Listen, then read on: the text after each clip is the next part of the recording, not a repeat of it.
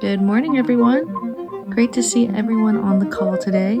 Welcome to our 2026 live annual board meeting. Yeah, we've got a lot to get through today, so we'll go ahead and get started. Today, we'll have a board meeting. We'll give program updates. We'll approve the minutes from last year's meeting. We'll have the announcement of the results of the board election this year. I will give membership, financial, and organizational updates. Isabelle will give communication updates. Leti, Catoira, and the tech chairs will give the Vineyard program updates. That'll probably be the most lengthy part of the meeting today. And then Shaun Vrooman will give the winery program updates, and then we'll hear from a number of partners. We've got a lot of partners to talk today. We want you to be aware of them because each of them gives a different perspective and a different set of expertises. So they're there for you. Use them. We want you to use them.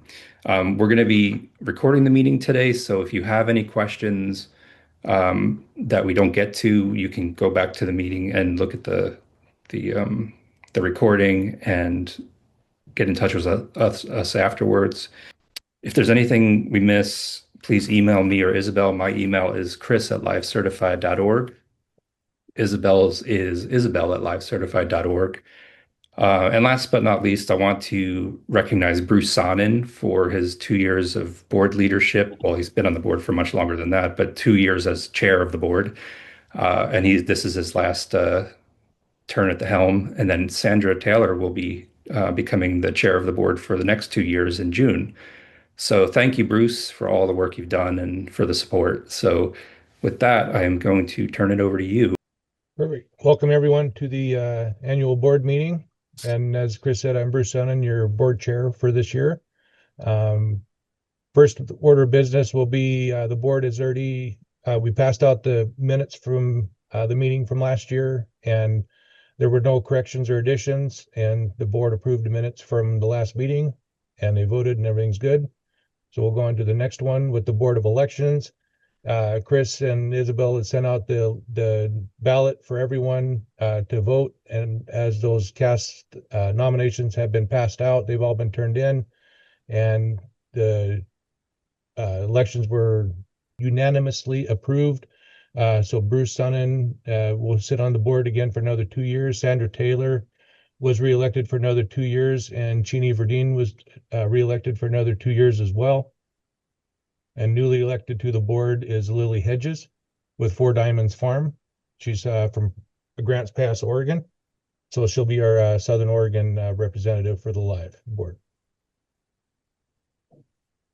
So here you see the list of all the board members as current members: Bruce, Louisa Ponzi, Catherine Cole, Secretary, Leti Catoira, Lily Hedges, new member, Phil Klein from Natchez Heights, CJ McCollum, Sandra Taylor, Chini Verdeen, and then ex officios Gina Bianca and Dan Kent ex officiados. We also want to give a shout out to Herb Quadri for his service of on the board for the last 6 years. Thank you very much, Herb. And now we'll do the membership update. Thanks, Bruce. I want to, before moving on to that, I want to introduce Lily to the group. Lily, I saw you pop up there for a second. Do you want to say hi and introduce yourself? Sure. Hi, everyone. Very honored to be on the board of Live and looking forward to a great couple of years. So thank you, everyone. Thanks, Lily. Welcome aboard. Okay, so let's get into the membership numbers. This is as of last week. We have 308 vineyards, and that is down 23 vineyards or 7% from this time last year, although we have had 8 new vineyards join this year to kind of bump that up a little bit. We have 12,964 vineyard acres, which is down 404 acres or 3%. We have 29,766 total farm acres, which is down only 54 acres, so basically break even there from last year. And the acres of biodiversity is down 464 acres or 6%. Now, the reason why the acres sort of didn't change very much is because the 8 vineyards that joined this year were larger ones, so they kind of offset the loss on the acreage. But I think that the members that did drop out last year or between last year and today The main reason was because they either went out of business or they're fallowing their farms because of the downturn in the industry. So we did have, I think, one or two vineyards in Washington that left the program to go join in Sustainable WA. So we'll be hearing from that group as well today. That's a newish certification program in Washington. But I'm feeling good about the membership numbers and the direction of the organization, even though we lost some members last year. I think we've steadied the ship a little bit in the last few months. So that's where we are there. And please, like I said, if you have any questions, put it in the chat. Newly certified vineyard members in the last year: Arpeggio Vineyard, 2 from Domaine Serene, Hilltop and Pinnacle Vineyards, Gin Vineyard, Evening Sky Vineyard, Hecate's Key Estate Vineyard, Red Barn Vineyard, Vital Riverwood Farm, and Woodshed Vineyard. We like to put those in the newsletter to give credit to people that just got their first certification. So congratulations. Just to give you a breakdown of AVAs, I'm going to go sort of clockwise from the middle, from Dundee. So we have 41 vineyards in Dundee Hills, 6 in Tualatin Hills, 12 in the Laurelwood District, 41 Chehalem Mountains, 9 in Ribbon Ridge, 40 in Eola Amity, 10 in Van Duzer, 6 in McMinnville, 38 in Yamhill Carlton. We have 4 in Lower Long Tom, and 50 without a sub-AVA in the Willamette Valley. Southern Oregon, in Umpqua Valley, we have 1 vineyard. In Southern Oregon AVA, we have 1. In the Rogue Valley, we have 12. Going up to the Gorge, we have 2 on the Oregon side, and 5 in the Rocks District of Milton Freewater, and 5 on the Oregon side of the Walla Walla Valley. Moving into Washington, we have 16 members in Washington, 2 in Idaho. So we have 2 in the Gorge on the Washington side, 1 in Yakima Valley, 1 in Red Mountain, 6 on the Washington side of Walla Walla, 1 in the Columbia Valley, 3 in Natchez Heights, and 2 that are not within an AVA. And we have 2 vineyard members in Idaho. Winery members, as a reminder, we do have a winery certification program that's separate from the vineyard certification program. Isabelle, do you mind putting the enrollment link in the chat? If people want to join the winery program, we encourage that. Got it. We have 29 winery members. That's up 2 from last year, or 7%. We have 3 million total cases produced in certified wineries, which is pretty amazing. Over 200,000 up from last year, or 7% increase. And of those, 594,000 cases qualified for the Live Certified Sustainable Wine logo. That is, they contain 97% certified fruit in the bottling. So that's up 29,000 or 5%. So that's encouraging. And I think a lot of that has to do with our new tech chair, Shaun Vrooman. So he's been doing a lot of work in that role. So I'm not going to read these off to you, but here are the winery members that are in the program currently. So I'll leave that up for 10 seconds or so you can get a sense of who's actually taking that extra step to get their winery certified. And if you are curious about the winery program, please reach out to any of these folks to ask them about their experience and what they're getting out of it. Financial update. This is from last year. We had nearly a perfect break-even year. We had a revenue of $318,969, an expense of $315,057. So that's a net of plus $3,913. That was a direct result of the dues increase that we passed. So thank you to all who are bearing that a little bit of increase on the dues, and thanks to the board for passing that. We also reduced the annual meeting cost by a few $1,000s, so that also helped quite a bit. This is a breakdown of the percentage of where we receive our money. So 74.6% come from dues. So that's a really big chunk of our operating revenue. 17.5% come from inspection fees. Of course, that's passed through to the inspector for doing their work. The annual meeting brings in 6%. So that's a pretty nice chunk of revenue for us for the year. And then grants and fundraising and other revenue account for a little less than 2%. The expenses, we have a compensation at 59.1%. In years past, we didn't have it broken down, by what we actually do. So this year we wanted to give you the sense of what Isabelle and I do day to day.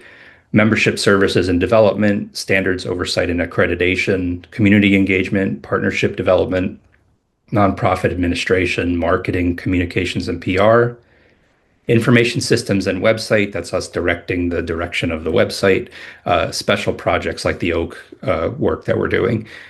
That's about 59% of our expense. Almost 19% go to inspections. 6% goes towards information systems and the website.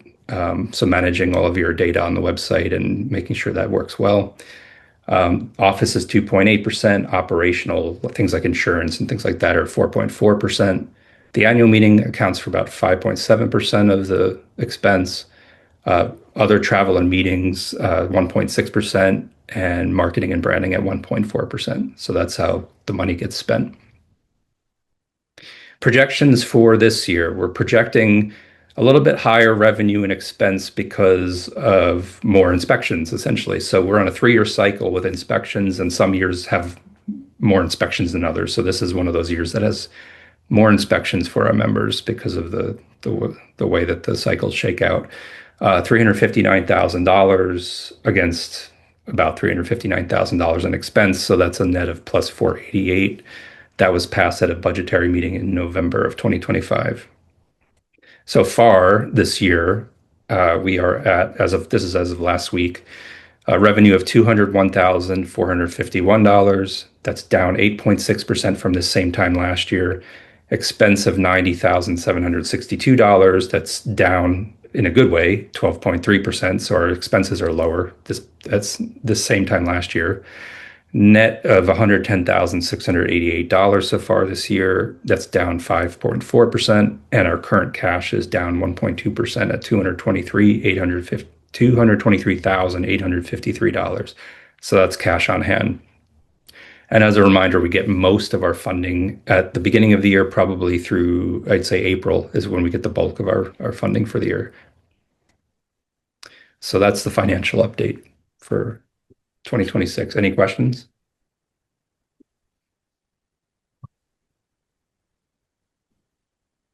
Good. I guess we're hitting all the points.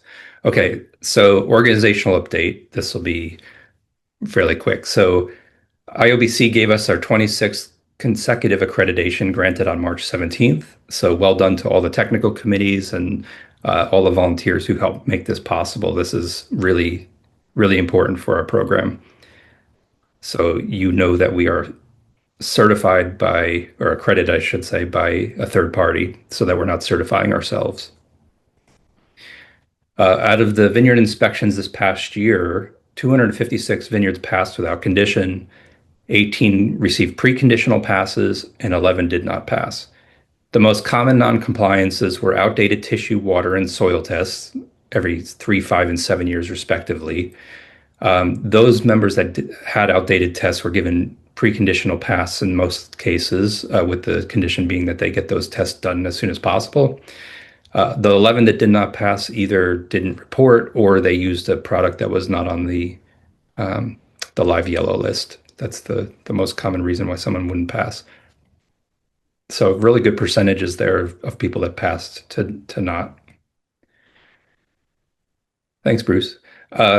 Info gathering questionnaire. So we sent this questionnaire out about 2 months ago, I guess it was now. Yeah, February 16th. And we wanted to gather some information about our membership, just some out of just pure curiosity so that we could talk about it, some to make decisions in the future. But really, we just wanted to get you guys, a voice to tell us what you're doing on your farm so we know more about you, so we can serve you better. Isabelle put the link in the chat if you haven't filled this out and still want to, but I'm going to show you some of the answers, or some of the aggregated answers, not individual ones. So we asked, do you use grazing animals on your vineyard? 46% of you answered yes. 38% answered no. 8% said no, but you're looking into it. 8% said, yeah, you use deer and turkeys rather than sheep. So that was interesting. We asked what percentage of your most recent vintage was in lightweight bottles. We define that as below 480 grams for still wine, and for sparkling wines below 850 grams. 26% of you answered that all of your wine is in lightweight bottles. Awesome. 11% said 76 to 99%. 4% answered 51 to 75%. 11% answered 26 to 50%. 7% answered 1 to 25%, and 37% of you said none of your wine is in lightweight bottles at the time from last year. We also asked about Ravino refillable bottles. 12% of you are using those, which is great. We'd love to see it. So keep on pushing that percentage up. That bottle in the middle in the photo is actually one of their bottles. So that's the graphic we used. We asked what sustainable alternative packaging you're using. These were the answers that were given, some of them anyway. No screw caps, Ravino refillables, a keg program, lightweight bottles, boxed wine, and canned wine. We asked if you're doing any low or no alcohol options. We have a member that's making a sparkling grape juice and using the live logo on the back. And we have rosé bubbles that are non-alcoholic from Underwood that's actually going to be served tomorrow at the meeting. So we have a couple of people that answered yes. If people are going to answer this survey after today's meeting, please tell us what non-alcoholic or low alcohol options you're using, you're putting out there. We also want to remind you that you can use the Salmon Safe and the Bee Friendly Farming logo on other products that are coming off of your farm. Cody, remind me if this is accurate, right? You can use the Bee Friendly Farming logo on non-wine products, or is it just on wine products? Just on wine products. If you're interested in anything else coming off the farm, then we would need to just conduct another inspection with our auditors. But Salmon Safe you can use on things like honey, wool, hazelnuts. Quadi North is doing seedless muscat and putting the live logo on that. Olive oil, apples, and someone else will mention maybe saffron they're going to be selling. And then there's some dry cider on the right-hand side there with the Salmon Safe logo on it. So Salmon Safe, because we're live as a whole farm certification and we do the inspection for Salmon Safe on the rest of the farm that is not under vine, you're perfectly within your rights to use that Salmon Safe logo when selling other products. And I just want to make sure, Dan, that I'm not saying anything out of pocket. No, absolutely, Chris. That is correct. Yeah, we encourage the use of the Salmon Safe logo on any non-vineyard products sourced from the contiguous property. And yeah, Thanks. Reach out and we'll send you logos. These are some of the native plants that were reported on the survey. We asked what native plants you have on your farm. So quite a bouquet of native plants. We're going to be hosting a talk tomorrow about the native plants of the Pacific Northwest and their benefits and how to increase those on your farm. So we wanted to get a sense of what was already there. Here's some photos mostly from Cherry Grove Vineyard, our live member, with a lot of photos on their website of wildlife that they found. We also have a Fender's Blue Butterfly photo on the second row there from Van Duzer, and then that frog in the top right is from Soder Vineyards. That's the bulk of the survey. We also have Sustainable Wine Growing Summit. Well, it's not ours, it's the CSWA, the California Sustainable Wine Growing Alliance. They're hosting a Sustainable Wine Growing Summit that is going to take place on May 6th and 7th in Walla Walla. Quadi North and Adelsheim Vineyards are going to be presenting from Oregon. The registration is there on the screen.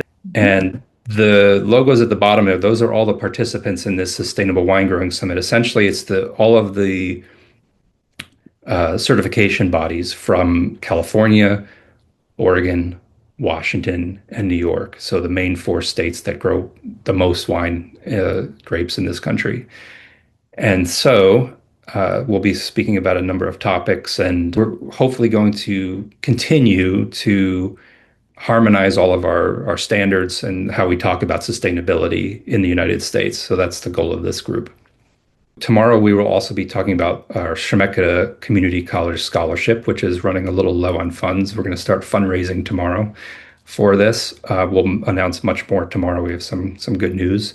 We're going to also speak with Walla Walla Community College, Yakima Community College, and Linfield University. We have been speaking with them about setting up similar scholarships for their wine programs. The QR code on the right-hand side there is if you would like to donate to the Chemeketa Community College Wine Studies Scholarship under the name of Live and Al McDonald.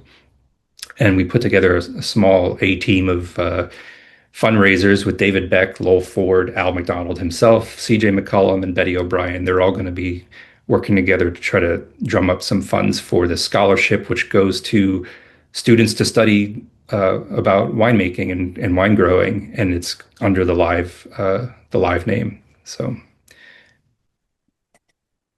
this is the most recent recipient of our scholarship, Daniel Cervantes Flores. He will be there tomorrow to talk about what this has meant to him. So please do stop by.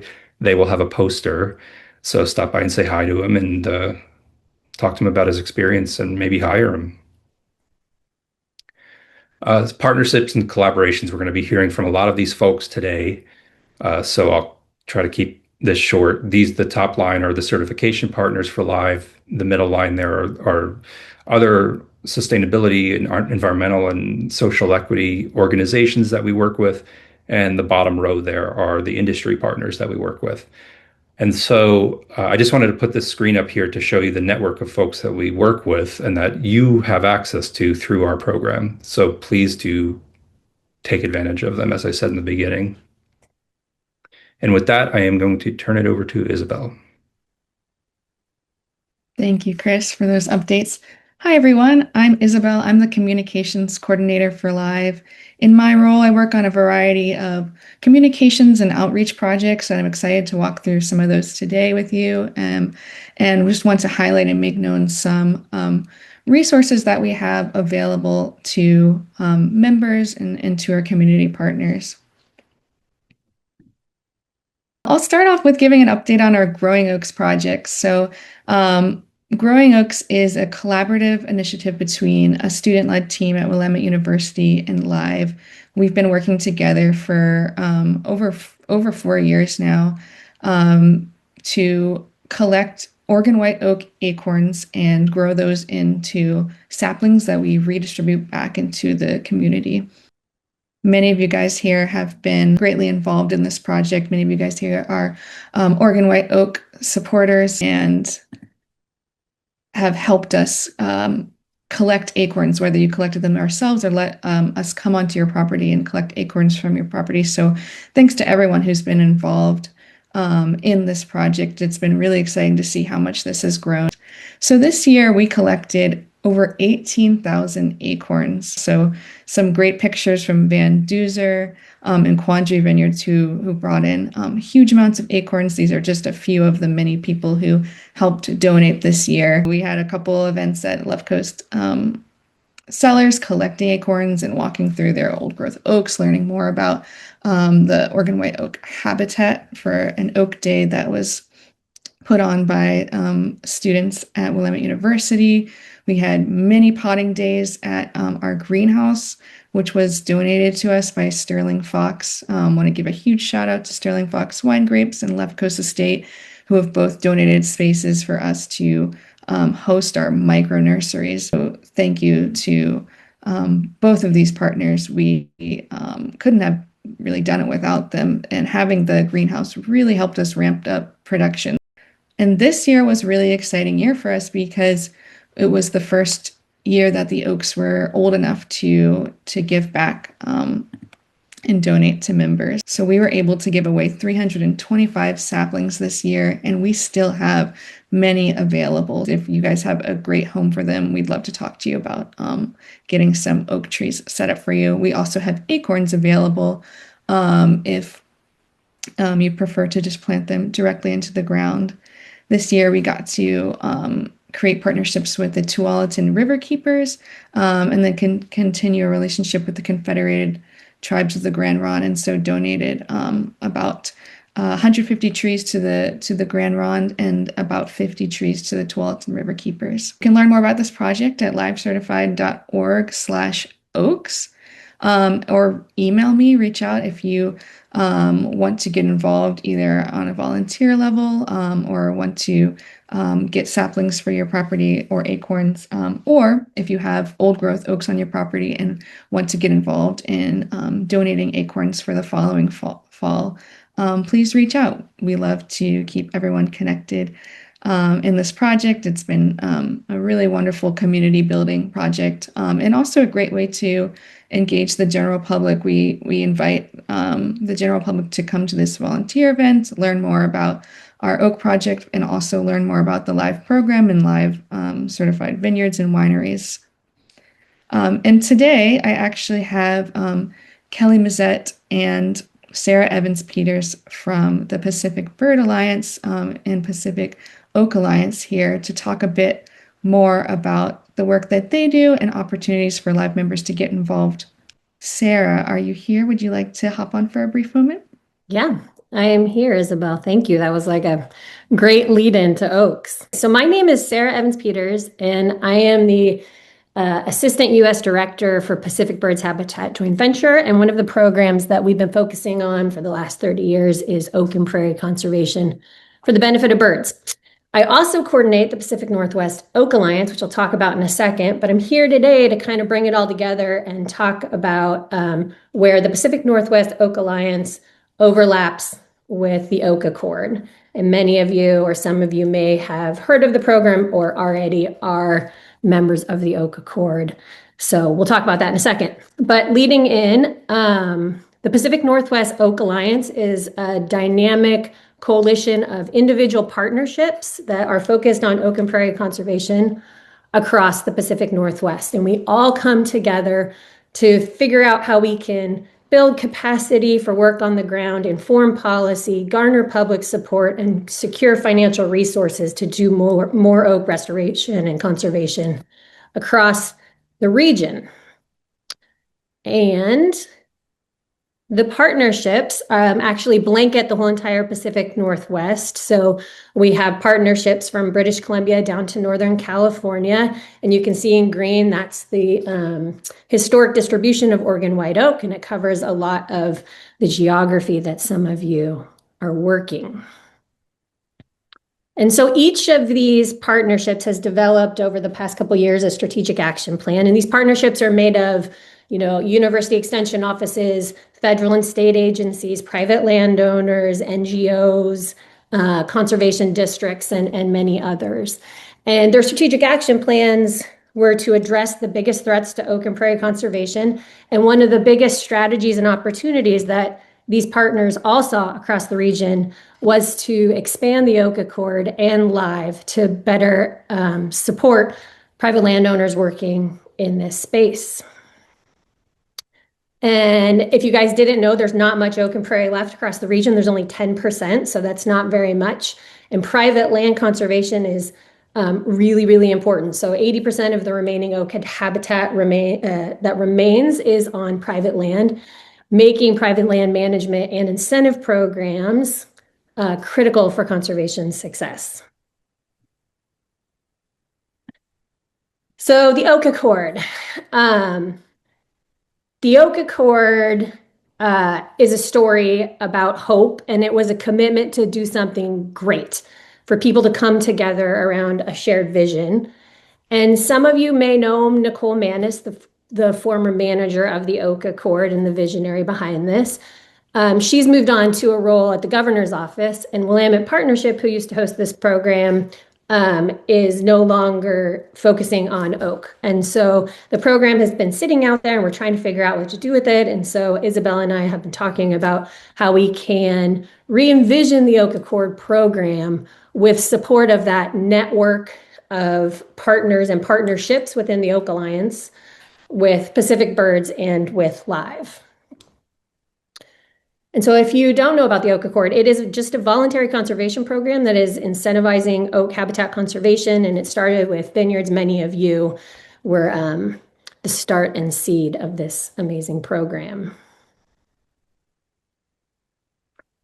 And it's got a ton of value. The conservation community sees it as a huge value add It's got a really strong brand. It was grassroots. It was started by all of you and other landowners. It's got a super good vibe. It's friendly. It's been built around this encouraging sense of community and connecting people with this common goal.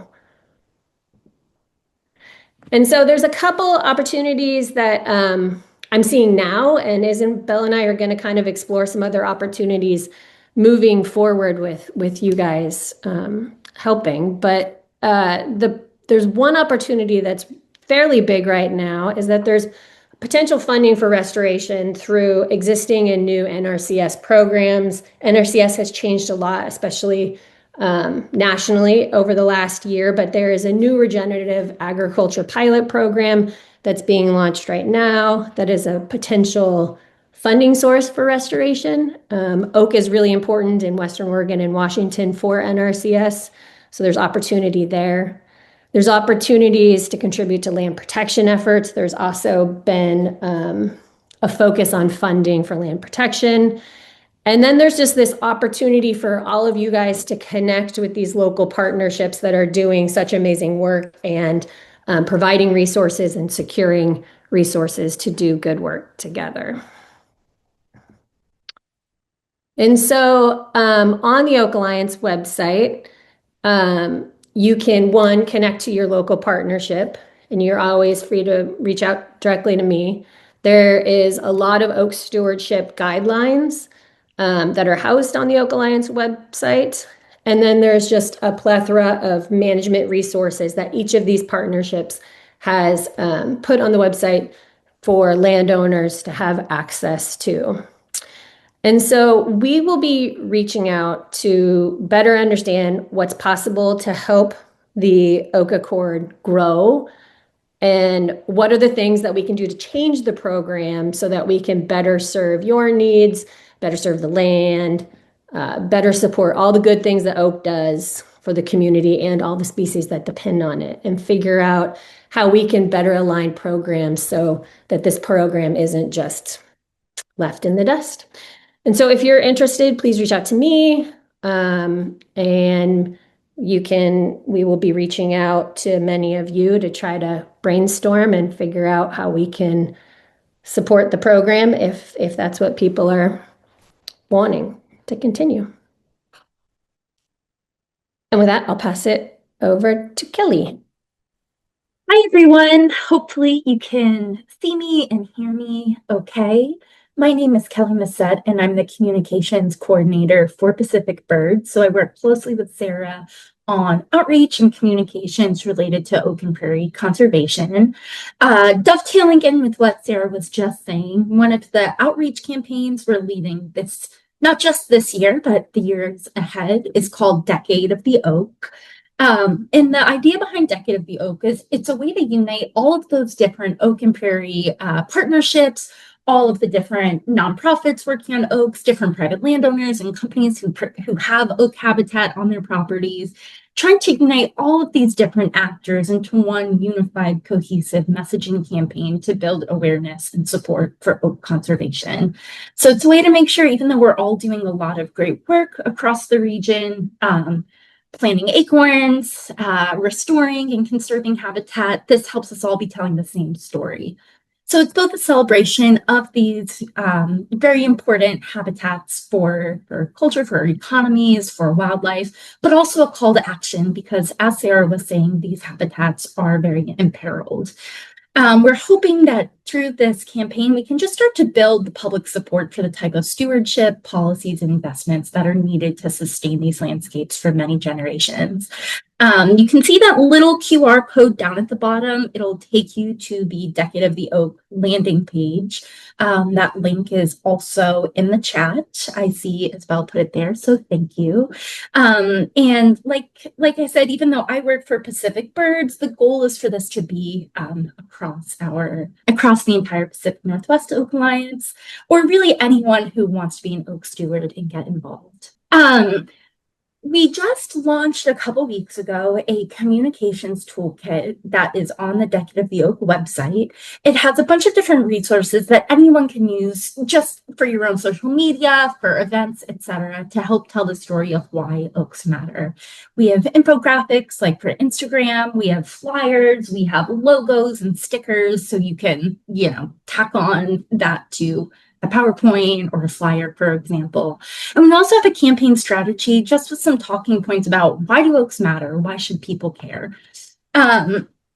Obviously, everyone is doing their own work across the region, so we're hoping this isn't going to be a really big lift. But if you are doing any social media posts, for example, that talk about oaks, just tag us. You can follow us on Facebook and Instagram. You can either tag us directly with the @Decade of the Oak or use the Decade of the Oak hashtag. This will help me curate all of those stories, all of that great work to reshare on one central platform. We also have, like I said, a lot of different printables. So if you're having any sort of community event about oaks, about environmental stewardship, about what you're doing to help preserve these beautiful habitats, you could share some of the information at the event as well. That'll just let the public know all the simple ways that they can help steward oaks and appreciate them. So that is just my very quick introduction to Decade of the Oak, but I really encourage you to check us out on Facebook and Instagram. We just launched, so follow us, and then check out that website to see some of the cool flyers and infographics that you can download and share. Thank you very much for having us here. Thank you, Kelly and Sarah. Great information and great resources available for the Oregon White Oak. All right, I want to share a few more outreach initiatives that we launched this year. So Spin the Bottle is a campaign that we launched in November and is continuing to run throughout the year. So the idea here was to have a fun and direct way to talk to consumers and share how to find the live certification logo, where on the bottle to find that, and what the certification represents. And so we were able to commission this beautiful poster that represents just a handful of native plants and animals and species that live members support and nurture through practices. And we printed out hundreds of these posters, distributed them to our members, distributed them to retailers who hung them up in their stores, and many still have in their stores.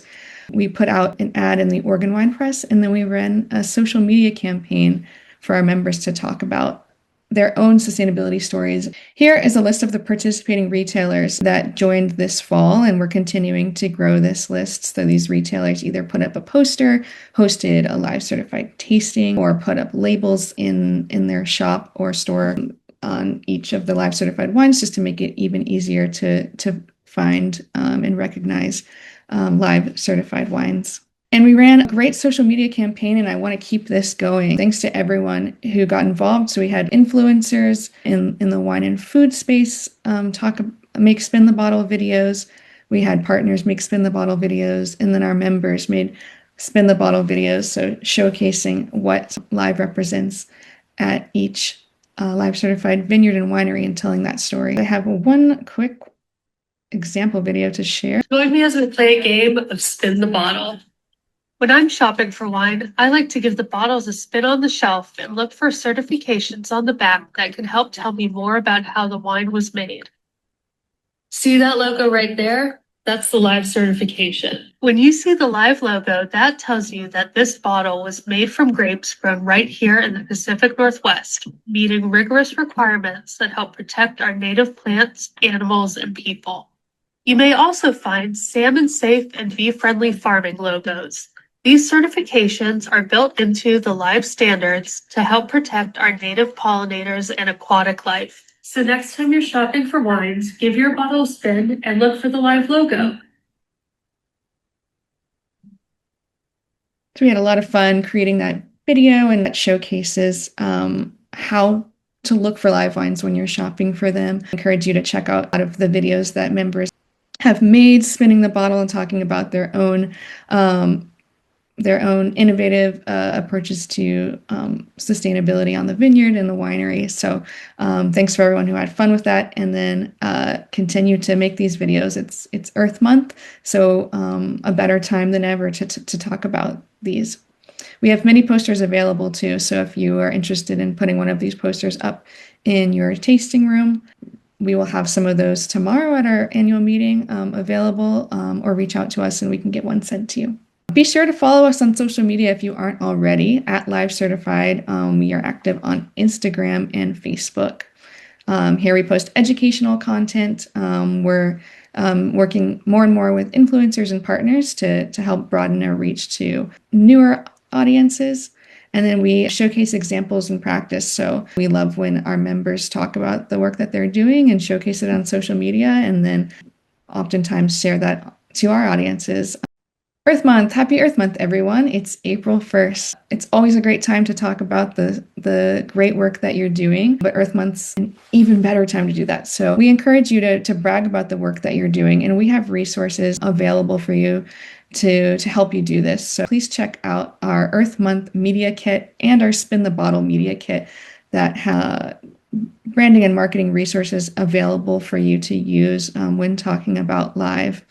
I also want to encourage everyone to share pictures and videos of native animals and plants. So Chris had shared some of the results that we got from our survey that we sent out. If you have great pictures or videos from your vineyard of animals that native animals that you have spotted on your property, please send those to me. I'm hoping to do a montage video of this to share on Earth Day on the 22nd. So if you could get those to me as soon as possible, I think it would be great to get this montage as big as possible and showcase all of the regions across Oregon, Washington, and Idaho, and all of the wonderful native plants and animals that our program supports. I think that's a great way to educate consumers and newcomers to live sustainable wine. The Fermenter is a group that we started in July. So it is a monthly held meeting held on the second Tuesday of every month. And the idea here is to host a consistent time and place for live members to share ideas, hurdles, and have a collaborative space to talk about how they talk about sustainable wine growing. And so you can learn more about this project at livecertified.org/fermenter. I'll drop this link in the chat. This is really has been a really great group built up of sales and marketing staff from Live Certified Vineyards and Wineries, regional partners, owners, anyone who just wants a place to talk about things that excite them in the branding and marketing world, ideas that they have. This is a great meeting for that. And so it's just a collaborative community space, and we're excited to continue to host these. They've been online so far, and hope to have a few of these in person as well throughout the year. So reach out to me if you'd like to get on our mailing list for this, and you can learn more about this at livecertified.org/fermenter. We offer tasting room training, so I can come out to your tasting room and train your team. I like to do these in groups if possible, so invite your neighbors or maybe do it for an AVA group and give digestible talking points about how to talk about live, specifically with consumers. We do have a live tastemaker guide that I distribute at this meeting and can drop in the chat as well. These can be held in Zoom or in person, so reach out to me if you'd like to get a training scheduled for your team. This is a great way to educate tasting room staff, sales and marketing staff on what the live certification is and really how to talk about that with people that come into your tasting room, how to talk about it on social media, consumers in general. If you're not on our mailing list already, be sure to join that. You can sign up with the link in this slide, which I'll drop in the chat, and you can sign up just for the monthly newsletter, or if for sales and marketing updates, or just for program reminders.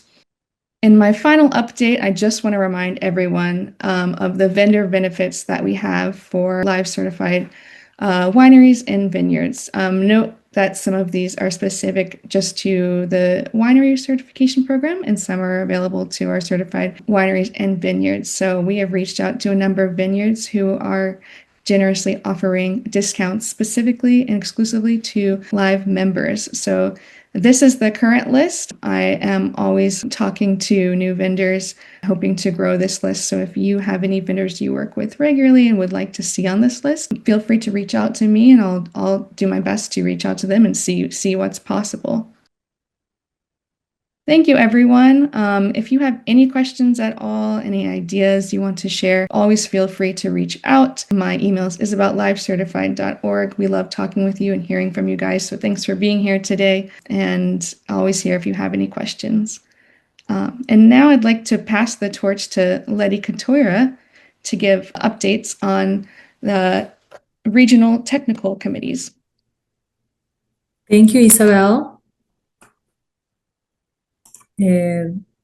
Thanks for all the wonderful information that you share with us and for all the updates. I'm Leti Catoira. I'm the Vineyard Certification Officer. I'm part of the wine board, and I represent the 3 technical committees that we have.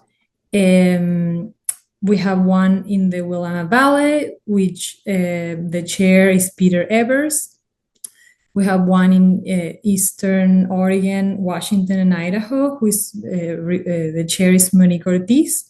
And in Southern Oregon, we have Alan O'Neill sitting on the chair. And each technical committee, we work together on like various different standards, and you're gonna hear all the updates that we have in a little bit, so bear with me. We have a lot of good information for updates this year, but first we wanna get a quick vintage overview of 2025. So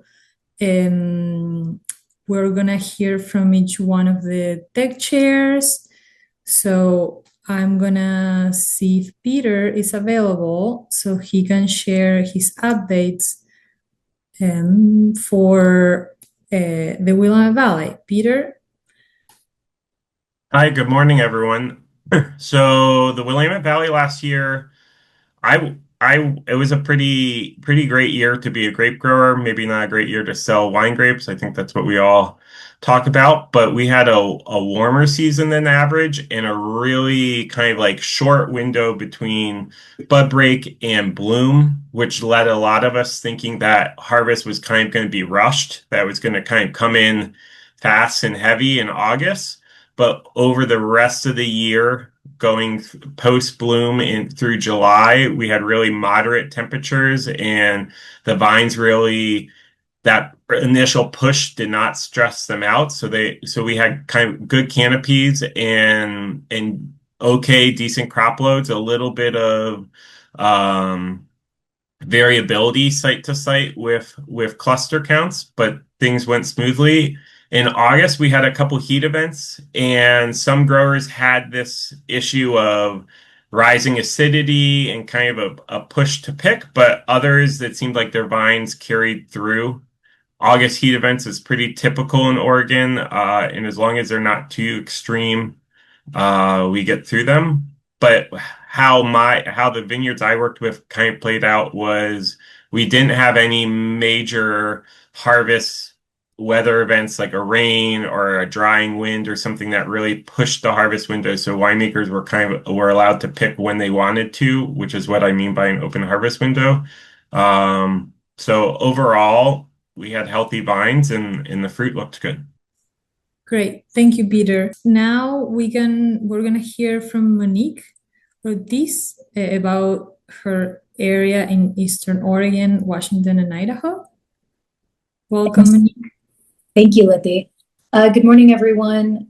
Here in the Walla Walla Valley, we had pretty average bud break to 2024. We reached 95% completion at the end of April. It's kind of looking the same this year.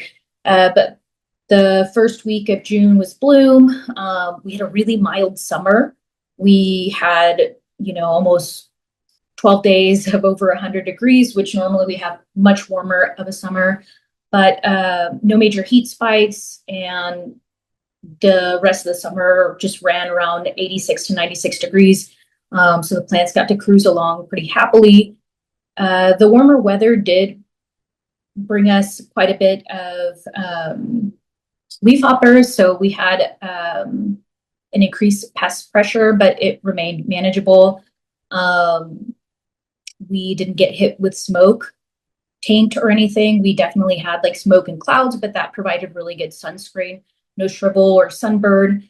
We started harvesting whites in late August, and we finished the second week of October. So it was a really easy year to be a grower. Great. Thank you, Monique, for that. And now a quick overview of Southern Oregon from Alan, but I think unfortunately Alan wasn't able to join. He had some issues this morning with equipment, and we're all farmers. So what we're gonna do, so I'm gonna quickly share the Southern Oregon updates. Like Peter and Monique mentioned, similarly, it was an average start for bud break. It was a slightly drier spring than average. Temperature throughout the season was lower or more consistent, with less days over 100 degrees.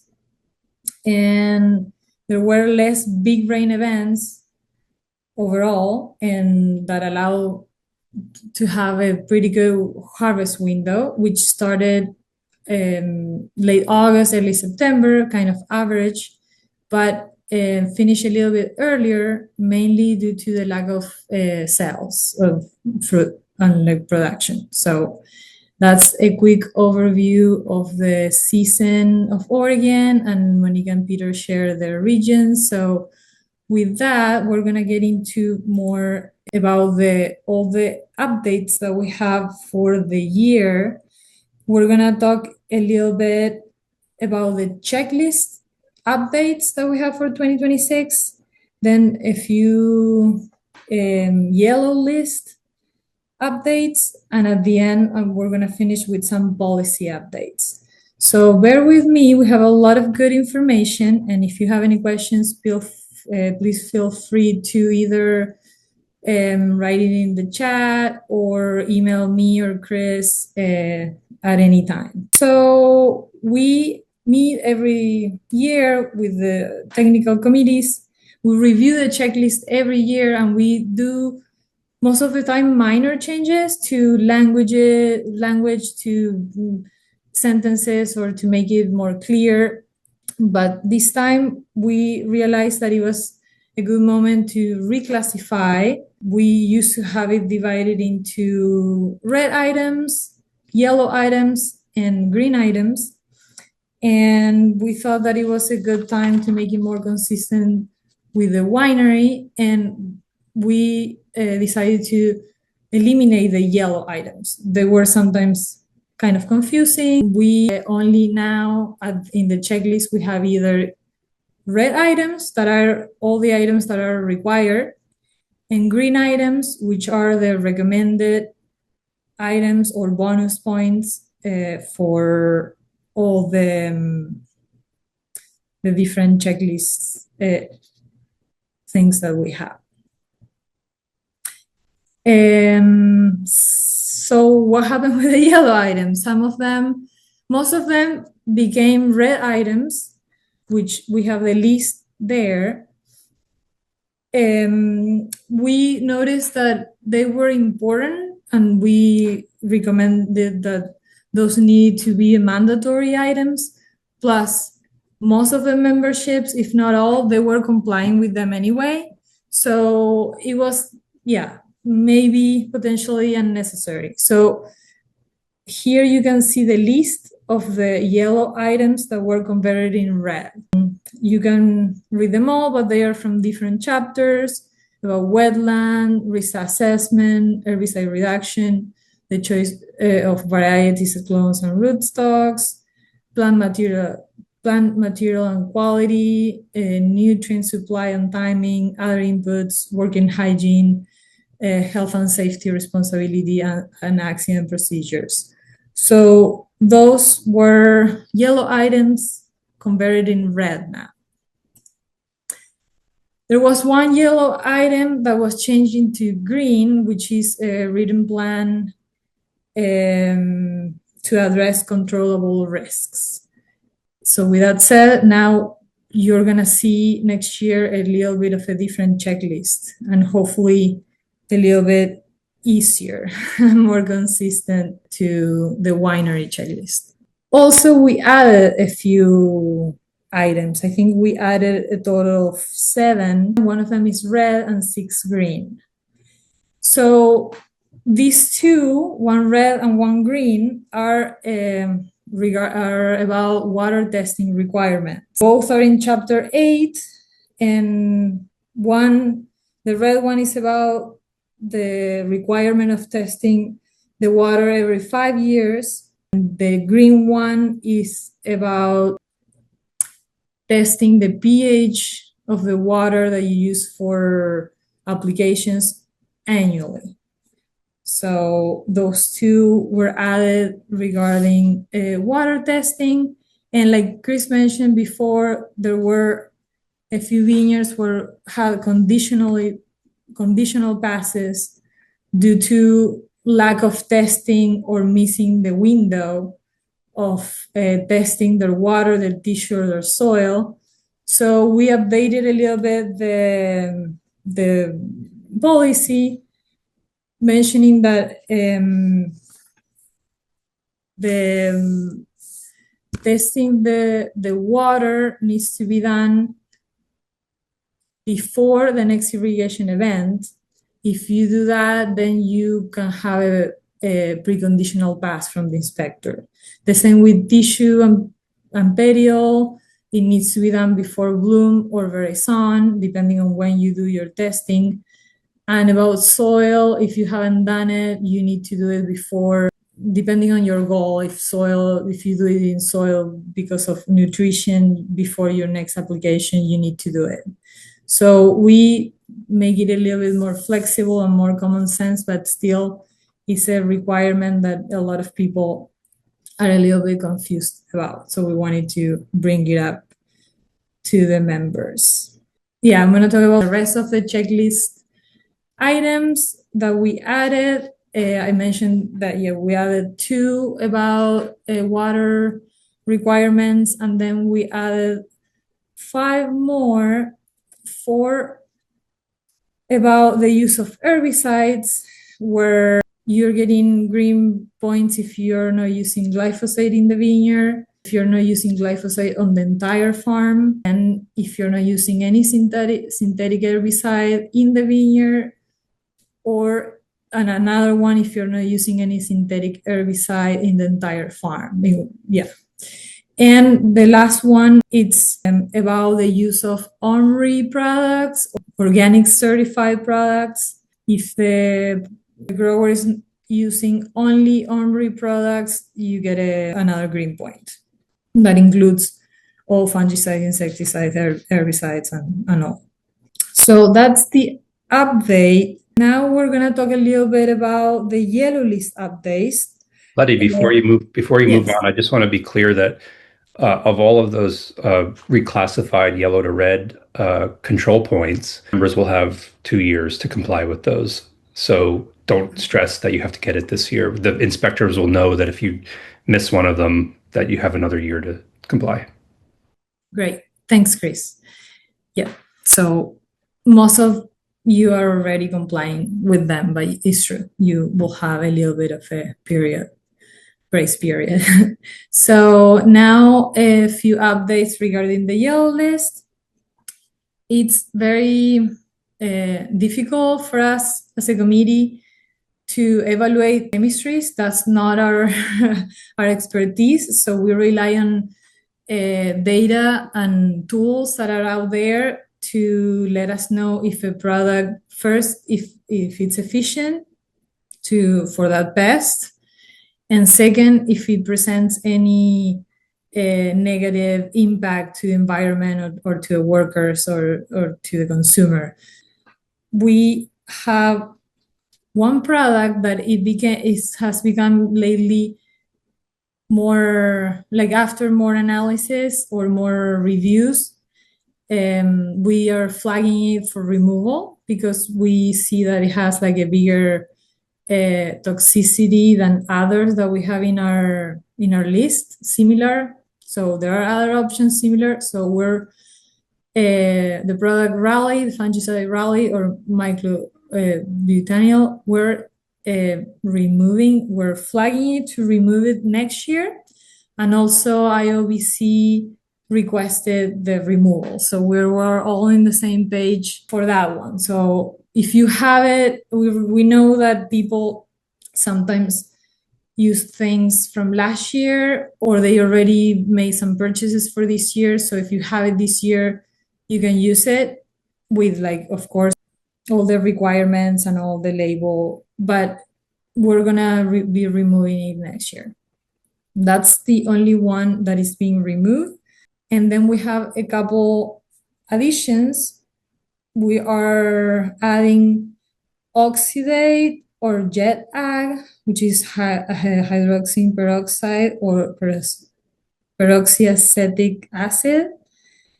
We added it with a few restrictions. So if you're going to use it, please read not only the label of the product, but also the live yellow list where it mentions the specific restrictions for its use within the live program. We're adding a few more, like No Fly and Sivanto Prime. Those were products that different members brought up to us, and they seem good additions to the toolbox that we have within our yellow list. And also we add a note that for all the beefier formulations of glufosinate, we have to be careful to not use them. We are not allowing those at the present until we know a little bit more about those formulations of glufosinate. So please be aware of that. Live still doesn't allow the use of copper of any formulation. This is a topic that we review almost every year, but we still don't come with enough information to include it in a list. And we're not allowing seal matrix because we're lacking some toxicity data. We don't have enough information to come up with a decision. So those are two pesticides that were sometimes used last year and created confusion. So still a no on those two, please. And lastly, about yellow list, we realized that there are a lot of new organic formulations or OMRI formulations out there, a lot of products. And like I mentioned before, we're not scientists dedicated to evaluate those products. There's people in charge of doing that, but sometimes they are lacking environmental data. So we don't have the capabilities to approve them all or to include them in the yellow list. So we created this option for anybody who would like to use an OMRI certified product. They can file a variance. They can file a variance and present it to either your technical chair or to Chris. And there are a few conditions and for this variance. Any product is OMRI again, but still we're not including copper on those. So any other product that doesn't have copper in it, we are potentially accepting the use of it if you file a variance and you complete those 5 items, which the product, first of all, the product needs to be a label for the use of the pest that you want to control and label for the state that you're going to using it and label for grapes. The grower must collect efficacy data to prove that the product actually worked, maybe leaving a control and using it in a part of the vineyard, and then collecting that information. The grower also needs to monitor environmental impact of the product, and if there are any unintended consequences of its use. So you need to be checking what happens when you use it and recording that. And at the end of the season, it needs to, all that information be presented to live. But with those conditions, with those 5 conditions, we'll review the variance as the technical committee, and will allow to use any OMRI product potentially in your vineyard.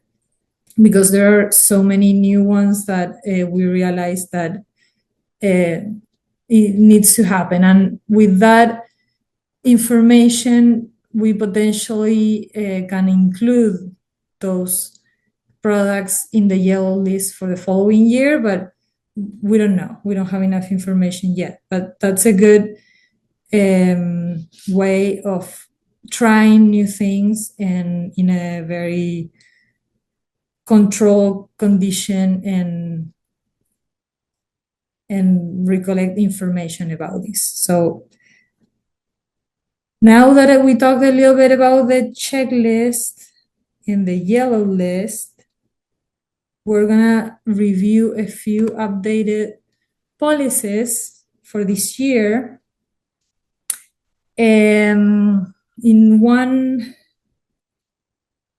So for this topic, the inspectors sometimes come across with a situation where they are reviewing a report and there is a specific input that is not allowed in the yellow list reported as that it was used. So when the inspectors bring that up, sometimes there has been instances where the growers say like, oh, actually didn't use it. It was a mistake in my reporting. So they remove it from the reporting. And of course, we believe, we believe you, why you will be lying.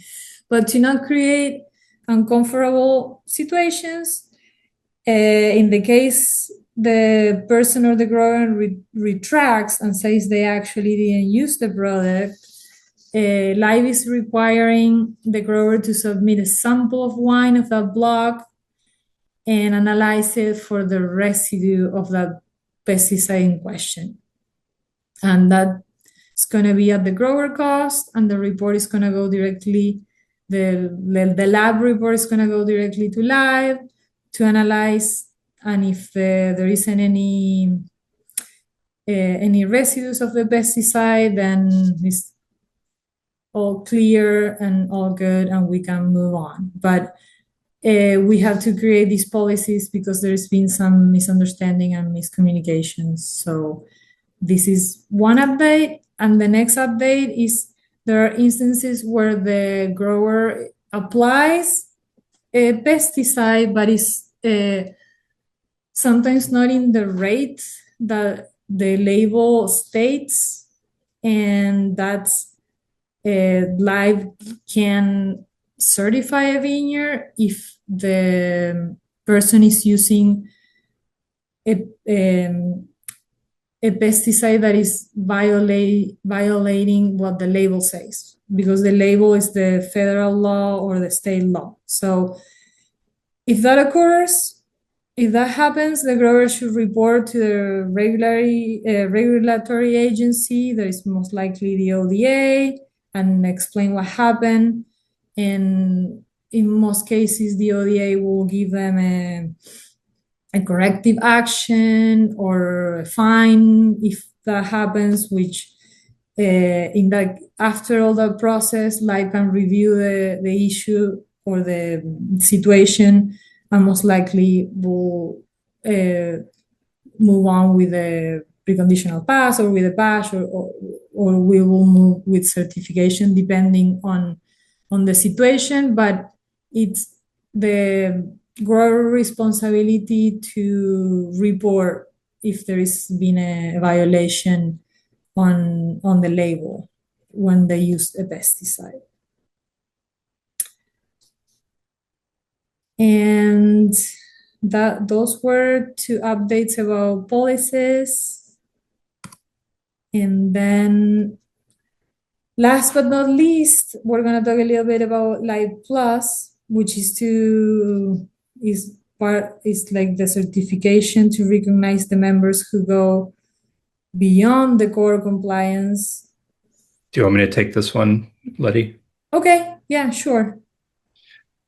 So this Live Plus program, we set out a number of requirements a couple of years ago for going above and beyond the main standard and using OMRI-approved active ingredients only, and doing a greenhouse gas inventory. So we made a few changes to this to have it make more sense to our members. One of them was to put the word synthetic herbicide, so elimination of all synthetic herbicides across the entire farm. So before it only said herbicides. So you are allowed to use OMRI-approved herbicides across the entire farm. And then number 3, we added the phrase "on the vineyard." So this includes this does not include the rest of the farm. So for pesticides other than herbicides, only OMRI-approved active ingredients listed on the live yellow list have been used on the vineyard. And that includes all of the restrictions that are found on the live yellow list, including not using copper, essentially. And then we also changed the greenhouse gas accounting. Because we're approaching 2030, we changed the language to say within 5 years, and struck out working toward real zero by 2050, just because of the extreme time horizon and the kind of the confusion between net zero and real zero. So you just have to approach net zero within the next 5 years. Or excuse me, reach net zero within the next 5 years. And then you have to have the accounting plan reviewed by a qualified third party. So there are organizations that do greenhouse gas audits and reviews. And then we struck the social sustainability criteria because of all of the reclassification of the yellow control points to red requirements. We felt that that was enough to warrant striking that item explicitly on this. So you still have to earn 75% of the green bonus items. You have to eliminate synthetic herbicides across the entire farm.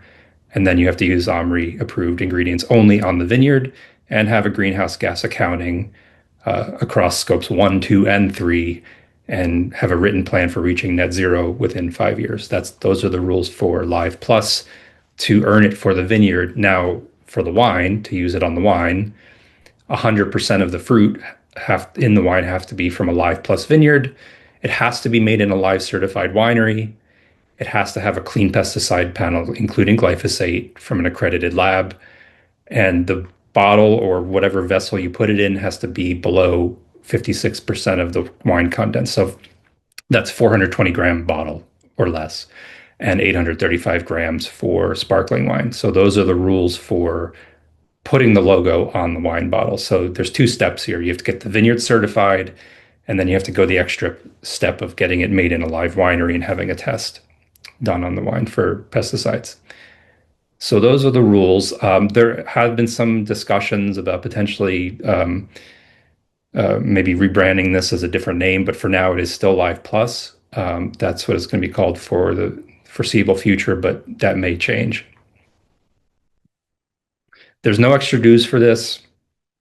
We do have an inspection fee of $900 as a placeholder. Now, that's because we don't have a good history of how much this is actually going to end up costing over the next couple of years. So if it is less than $900, we'll refund that. It's sort of a placeholder fee. Our normal inspection fee is $550. So we're anticipating another $350 of expense on inspecting the rest of this. So with that, please, we don't have an option on the website to sign up for it. You have to email me directly, and then I'll make arrangements. So once we do that, we'll be good. Anything else? That was a lot of content. for the Vineyard program, and I know that we made seemingly a lot of changes. I think the changes will be kind of painless, to be honest. It's just a lot of kind of cleaning up our house internally. So anyone have any questions? Someone mentioned glufosinate. You are still allowed to use glufosinate, the original formula. It's just that glufosinate P is not allowed currently. It's a stronger formulation. Any other questions about the Vineyard program? Thanks for clarifying that, Chris. Yeah, if you have any questions, please feel free to write them in the chat or email us directly. We're here to help. And Shaun, I will give you slide control. Thank you, Leti, for all that work. Thank you all. Hi, everybody. I'm Shaun Vrooman, the chair of the Winery Technical Committee. I'll be fairly brief. We had a fair amount of changes to our standards last year, so we have less to go over this year.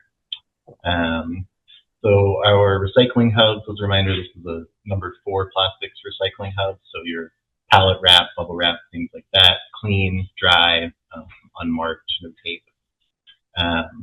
This is our current list. So we have Willamette Valley Vineyards, Left Coast Cellars, the main Druin, Elk Cove, Union Wine Company, and Quaddy North.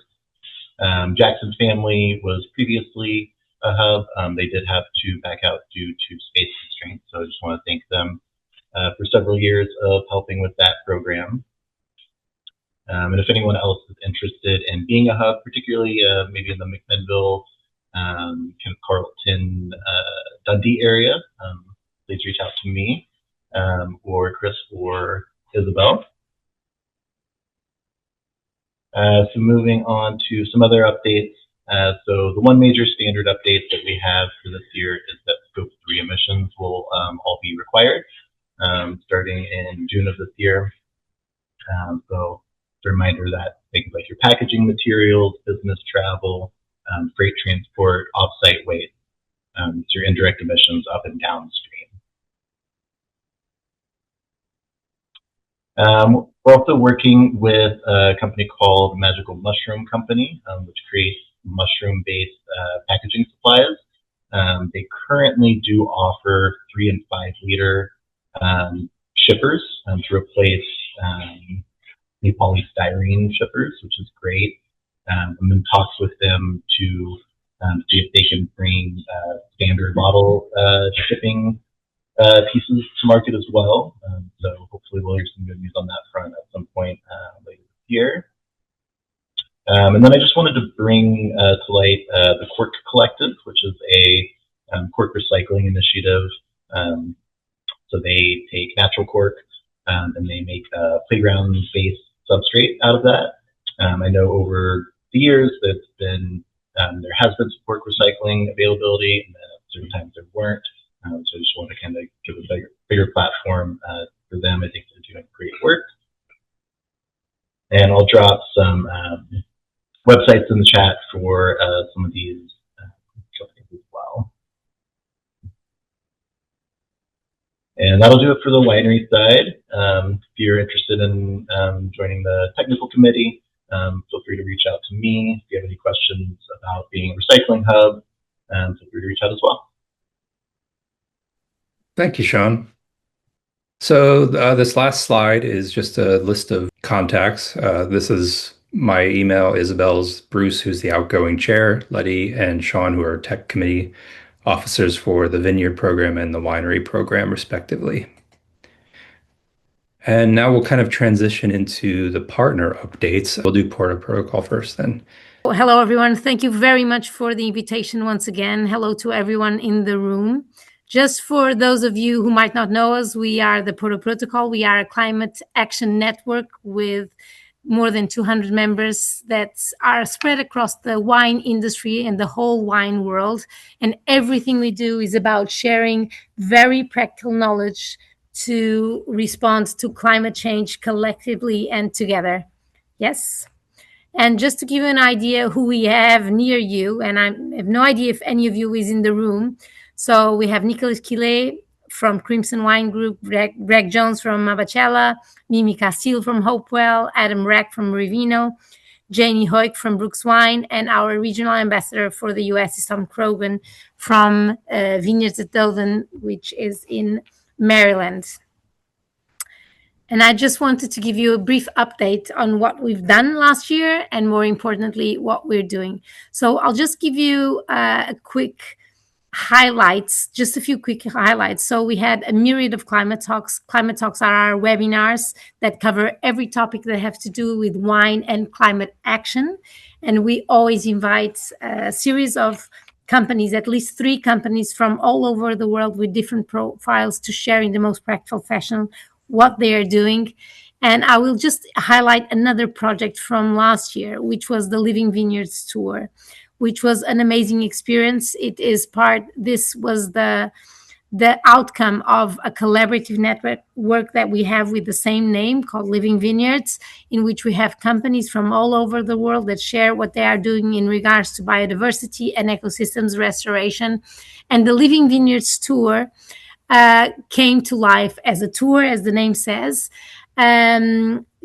given that one of our American members, Kelly Mulville from Piscines Ranch in California, he came to Europe, and together with him, we co-organized 12 workshops in 7 countries, in which we invited a member of ours to co-host the workshop, and we invited neighboring wineries, and each event was a unique experience of in-field collaboration, in-field peer-to-peer learning. It was absolutely amazing because most of what we do is online, but I'm sure all of you have experienced as wineries how wonderful it is to be in the field, to be in the vineyard and learn from someone else and exchange experiences and practices. And so this was what it was. It was magic, actually. It was magic that happened in the 12 workshops with completely different experiences from Austria to Spain, Portugal.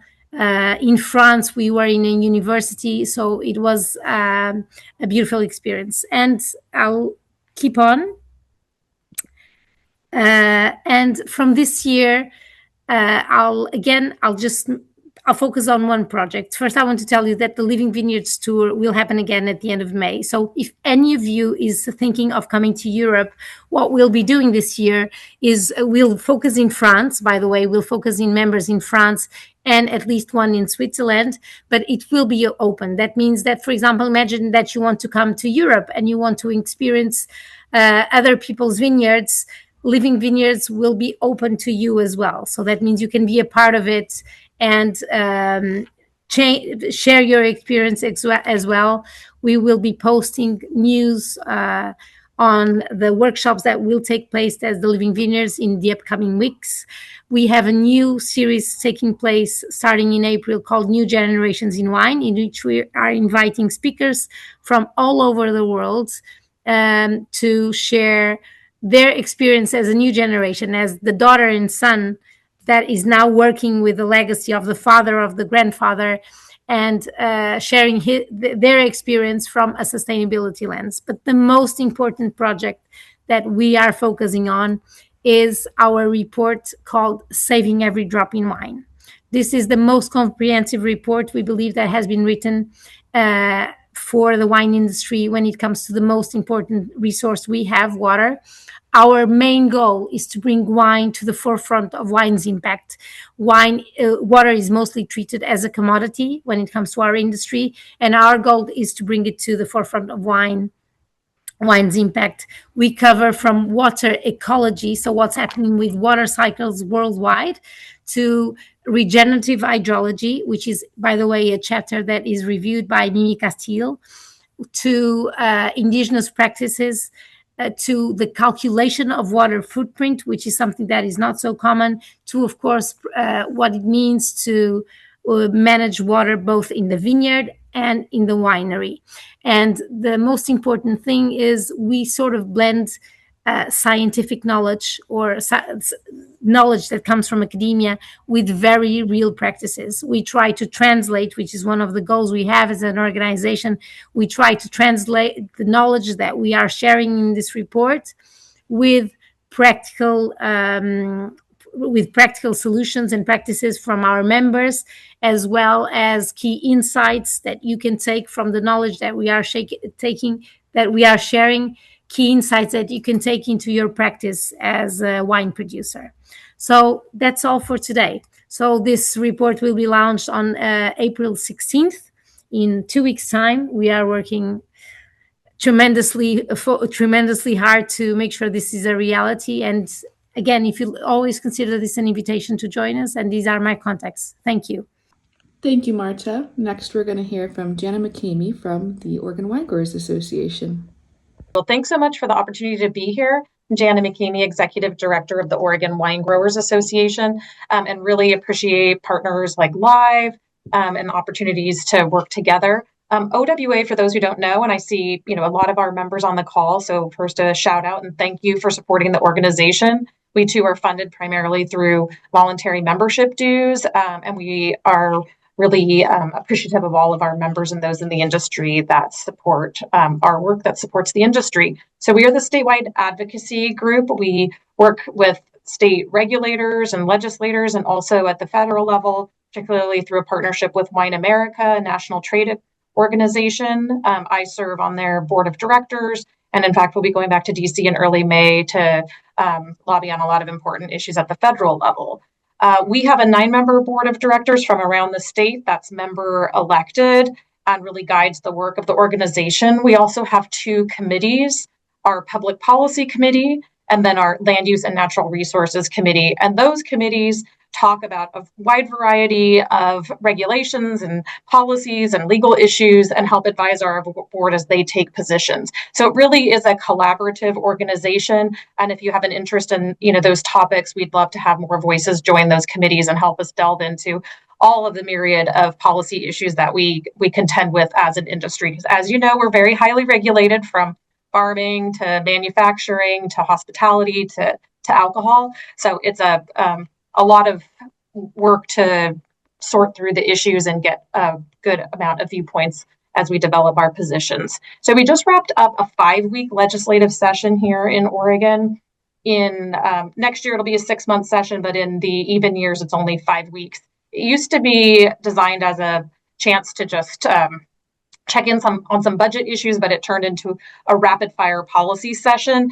We have a whole legislative report. I'm happy to share a copy of that so you can see all of the issues that we engaged on for the industry. We also have a scorecard which talks about kind of our wins and losses and things that will be coming back next session, because I know there isn't a lot of time here to get into all the specifics. But I did want to just touch on a couple of things that could be of interest to this group. One is, despite a really tough funding environment, we were able to work with the Nurseries Association to get some funding from the state to continue the challenge of managing Japanese beetle in the state. The nurseries are funding half of that through their nursery fees, but the state was willing to put in some money for that as well. I think this does raise some important questions for our industry over the long term about how we're going to fund management of pests and diseases with, budgets tightening.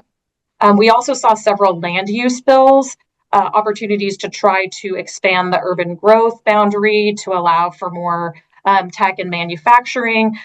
Really, we think that some of these big topics need to be addressed in a long session where there's more time for stakeholders to engage. So those issues will come back in the next session. We'll be talking about those in detail within the organization. There was also an effort to try to scale back the extended producer responsibility program, which is around having end users responsible for the end life of their products, so wine bottles, for example. And we've seen some efforts to try to scale that back. I think that'll come back in 2027. Right now, the governor is looking at ways to help drive economic development in the state through something called the Prosperity Initiative. And there's a set of 20 folks that have been appointed to that. Lois Cho from the industry is on that, along with Laura Namas from Southern Oregon. And so the governor is really looking at ways to try to drive economic development we're kind of engaging in that process as they are looking at putting out a report sort of mid-year on things that can be done in the state. So really we're, kind of gearing up for the next legislative session in 2027 already. This is a midterm election year, so there's going to be a lot of activity in the political space in the coming months. As I mentioned, we're also headed to DC in early May to talk about a variety of federal issues, including, funding in the Farm Bill and other important topics. In terms of partnership with Live, I did want to mention one of our benefits that I know Live for its staff has been able to take advantage of, and that's our OWA healthcare plan, along with Providence. That's a great benefit for our members, along with a 401k plan that we launched. We have a FedEx shipping discount program, and we also, with our partners at the Oregon Wine Board, bring you the Oregon Wine Symposium trade show, and Live is always a great participant there in connecting up with the industry. So as I'm just hitting 5 minutes, I wanted to make one final note, which is May 20th. We are having our annual meeting at the Chehalem Cultural Center. We'd love to see you there. We've invited the governor. I don't know if she will come with the primary on May 19th, but we've invited her. And so we'd love to see you there. There'll be a little vendor showcase and a chance to raise a glass together at the end and really talk about all the challenges and opportunities facing our industry in the policy space. Thanks so much. Thank you, Jenna. But Moya Dolsby, are you on the call still? I am. Thank you for accommodating me. I'm Moya Dolsby. I'm the executive director of the Idaho Grape Growers and Wine Producers Commission. So we're happy to be here. The next slide. We're a self-governing state agency that our board is appointed by the governor. And so we have growers and wineries on the board, and we have a small but mighty staff. There's just 3 of us. So we're small in Idaho, right? And so what we really strive to be is not the biggest, but let's try to be the best. And I just love this about, my little state where I get to support these growers and winemakers. Currently, we have 3 ABAs, 65 wineries, 6 wine regions, and we also represent cideries. So we have 8 cideries currently, and we have almost 1,400 acres planted. And this just tells you a little bit about our economic impact and just the growth. So in 2023, we had a $314 million economic impact, which is pretty impressive when you think about our size. We're very fortunate in Idaho, especially in southern Idaho, Boise, to be so close to an airport. So we're getting a ton of traffic, and wine sales in the past, 5 years have been pretty darn good in Idaho because there's so many people have moved to Idaho from because of COVID, wanting the wide open space and outdoors. And we do a lot with a little. We, travel the country talking about the Idaho wine industry. I sit on a lot of different boards and commissions. We do a lot of legislative affairs. It's turning out to be probably kind of like you guys, a lot more political than I thought I would when I started 18 years ago. We do DC fly-ins with the Northwest Center for Small Fruits and Wine America, just like I go with Jana and other folks from Oregon, which is wonderful. We are pretty darn involved. A lot of legislative tours. It's a lot of educating on what's going on.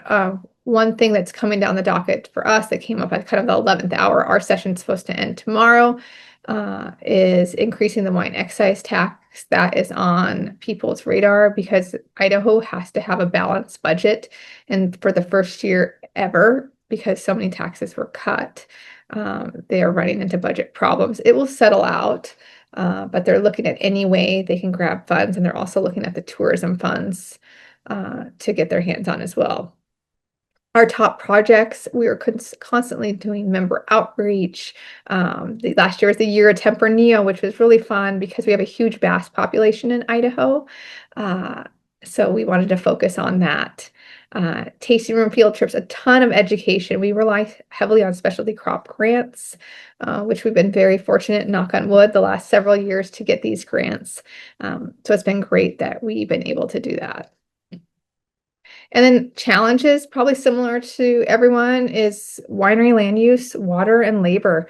It continues to be a challenge and what we work on often. So I know I went fast, but there's a lot to cover, but thank you for the opportunity to talk to you guys today.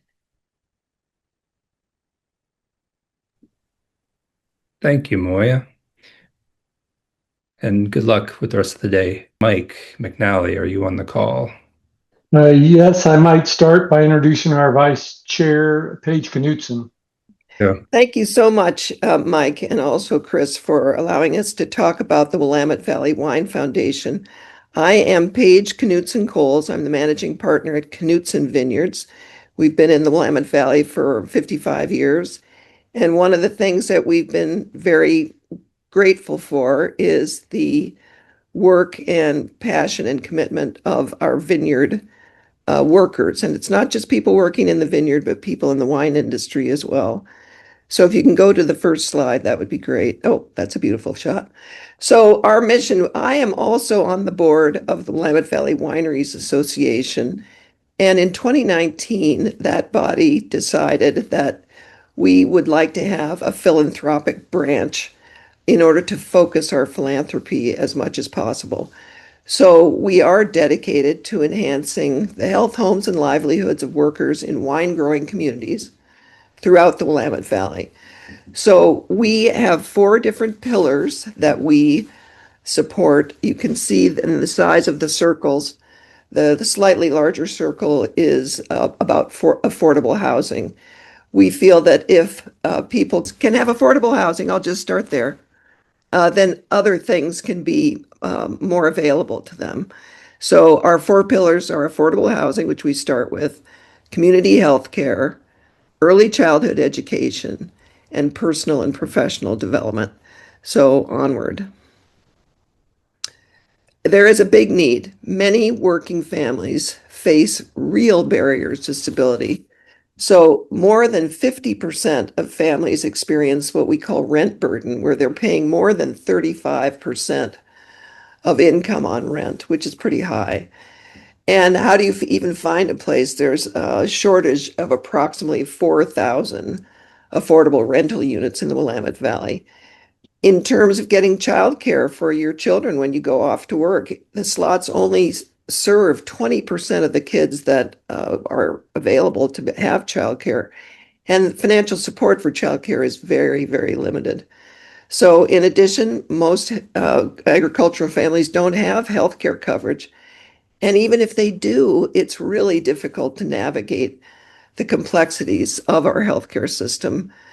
And then there's the language barrier. Many of our agricultural workers do not speak English as a first language. And so trying to just access health, nutrition, housing resources, it's very challenging. So with that, I'll give it over to Mike, who's going to talk about the impact that we have. Oh, yeah, that's not true. This is me. Sorry. So we do raise funds, and we work in partnerships that support these 4 pillars that we care about. We are not an organization that's trying to reinvent the wheel ourselves. We work with partners who are already very well committed to their fields, nonprofits and organizations that are already trusted by the people they serve. So I won't go through the big list. You can see it, but housing authorities, leadership in terms of Latino organizations, childcare, early learning, etc. So with that, I will turn it over to Mike for talking about our impact. Yes, our biggest impact in housing has been the Stratus Village project. We helped them get $6.2 million for agricultural workers. In exchange, we got 16 apartments. We're now moving people into those apartments. Next slide.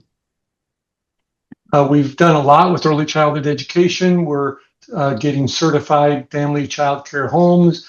We have scholarships we've been supporting for associate degrees in science in early childhood education and family studies. And we're also helping people open their family child care centers. The ultimate goal is to integrate all of those pillars within a community. We're excited. We have a purchase agreement for 3.7 acres in McMinnville that we're exploring with Farm Worker Housing Development Corp. We hope to put in 68 apartments and an early childhood education center. You'll be hearing more about that. Last slide. Please get involved. Go to our website. We can always use donations. We appreciate the opportunity to speak today. Thanks, guys.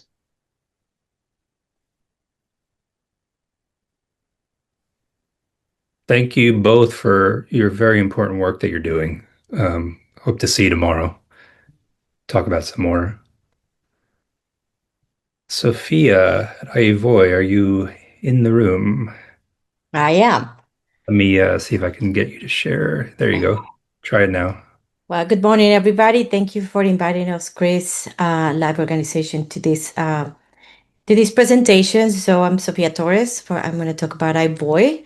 What I'm going to present comes from a place of passion, collaboration, and a purpose. So I'm excited to show you what we're doing right now. So we're empowering vineyard stewards. Our mission is to strengthen the Oregon wine community by empowering vineyard stewards through education. So vineyard stewards is vineyard, it's the vineyard workers, but we're trying to give them a better title for all the work that they do. So we've been getting the title of vineyard steward. So if you guys feel comfortable with that will give them a little bit more recognition in the industry, calling them vineyard stewards. Thank you.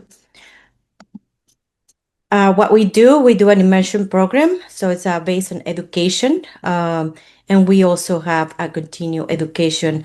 Once they go to this 17-week program at Chemeketa, they can be able to have scholarships to continue education depending on the areas that they're more interested or they do in their daily jobs. Our recent awards, we got the Campus Compact 2026 Excellence Community Engaged Partnership Award, Setcore Oregon. And we are very excited that our vineyard stewards are getting recognized with the Vineyard Excellence Award. 3 of our students, they got the last 3 Vineyard Excellence Awards. So one's Mario, Jorge, and one more last year, 2 years ago. So for the ones that don't know me, I'm Sofia Torres. I'm a AHIVOY co-founder and a board member. And I'm also owner of Crown YC, and I'm a wine grower.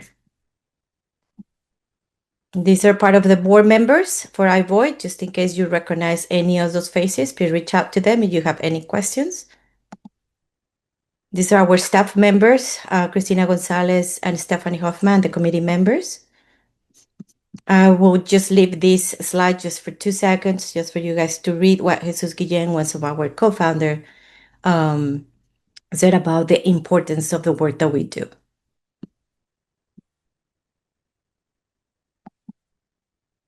At the beginning, it was started with a vision to empower vineyard stewards through education. So in 2018, some of our leaders in the wine industry, we were thinking to set up a program where vineyard stewards can expand their knowledge and gain leadership skills and establish fulfilling careers without leaving their current jobs. And in 2019, the vision became reality. And we partnered with Chemeketa Community College.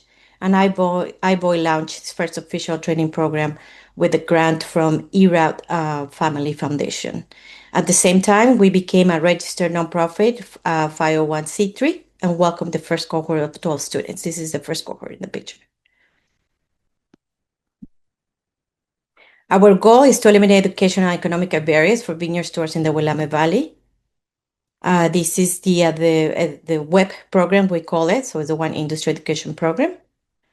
What happens when you invest in your vineyard stewards? Well, first of all, they're the ones that, thanks to them, most of them, that they're the foundation of what we do every year, every day. So over 5 years, 78 vineyard stewards in Oregon have advanced their careers and increased their wages through AHIVOY support. 85% of the graduates stay with their employers, bringing new skills, practices, and leadership. And 50% of the graduates continue their education in viticulture, leadership, vineyard management, and enology. So these are the 17 weeks kind of information, but I'm going to go really fast on what they learn. They learn a little bit about, this is the program orientation, the first class, then digital tool for vineyard management. So they learn about Excel sheets, wine anatomy and canopy management, pruning and vineyard health. They go to the wine symposium where they learn a whole day about all the professionals that are in the wine industry. So they see the big picture of what we do. They learn about sustainable organic practices like organic, live, biodynamic practices, pest and disease and vineyard economics, winemaking principles with white, rosé, and sparkling wine, They join a wine industry career fair where all professionals across the vineyard, cellar, hospitality, and equipment sectors present and tell the stories about their life and their progress in the industry.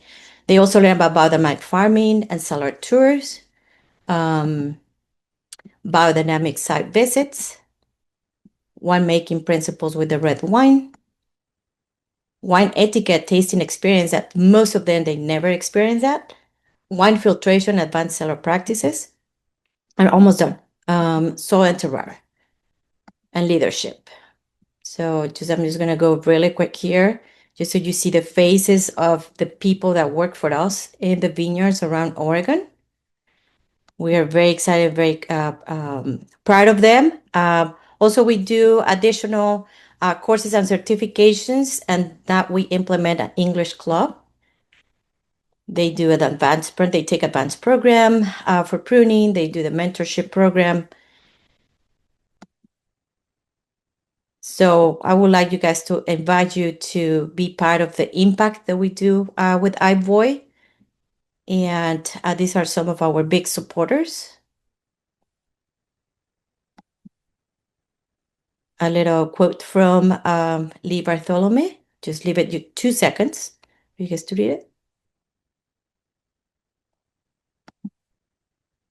Please be part of this impact. Let your vineyard team know about AHIVOY so they can register to the program.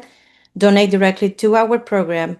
Spread the word to your community and share your expertise. So if you want to volunteer, become a site visit location or instructor, please let us know. These are 2 events that are coming. So if you want to join us, please do.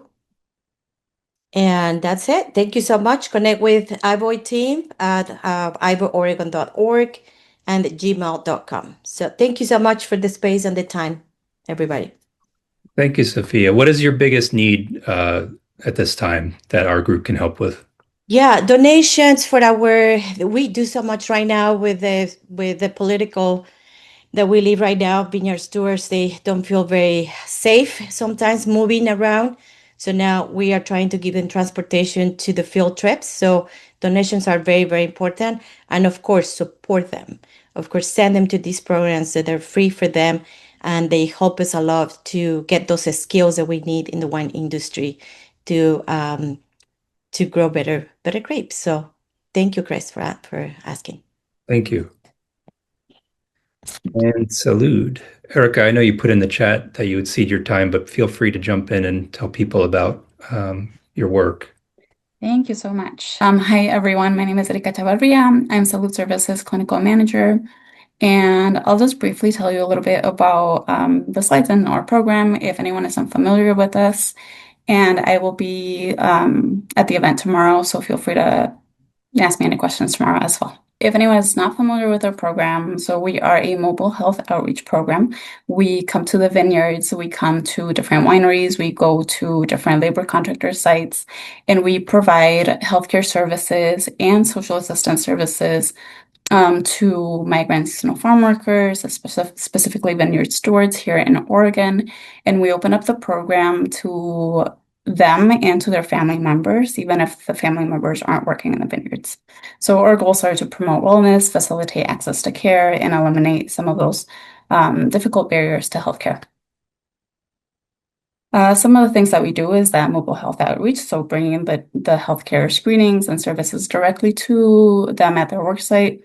We do a lot of health education and counseling around health education that they've been given previously, but maybe didn't fully understand, help with a lot of navigation and advocate for their access to care. We do a lot of referrals and follow up through phone calls and home visits and a lot of different ways that we have to think creatively to be able to reach people where they're at and understand that there are different reasons for them to have barriers or not be able to follow through with certain things.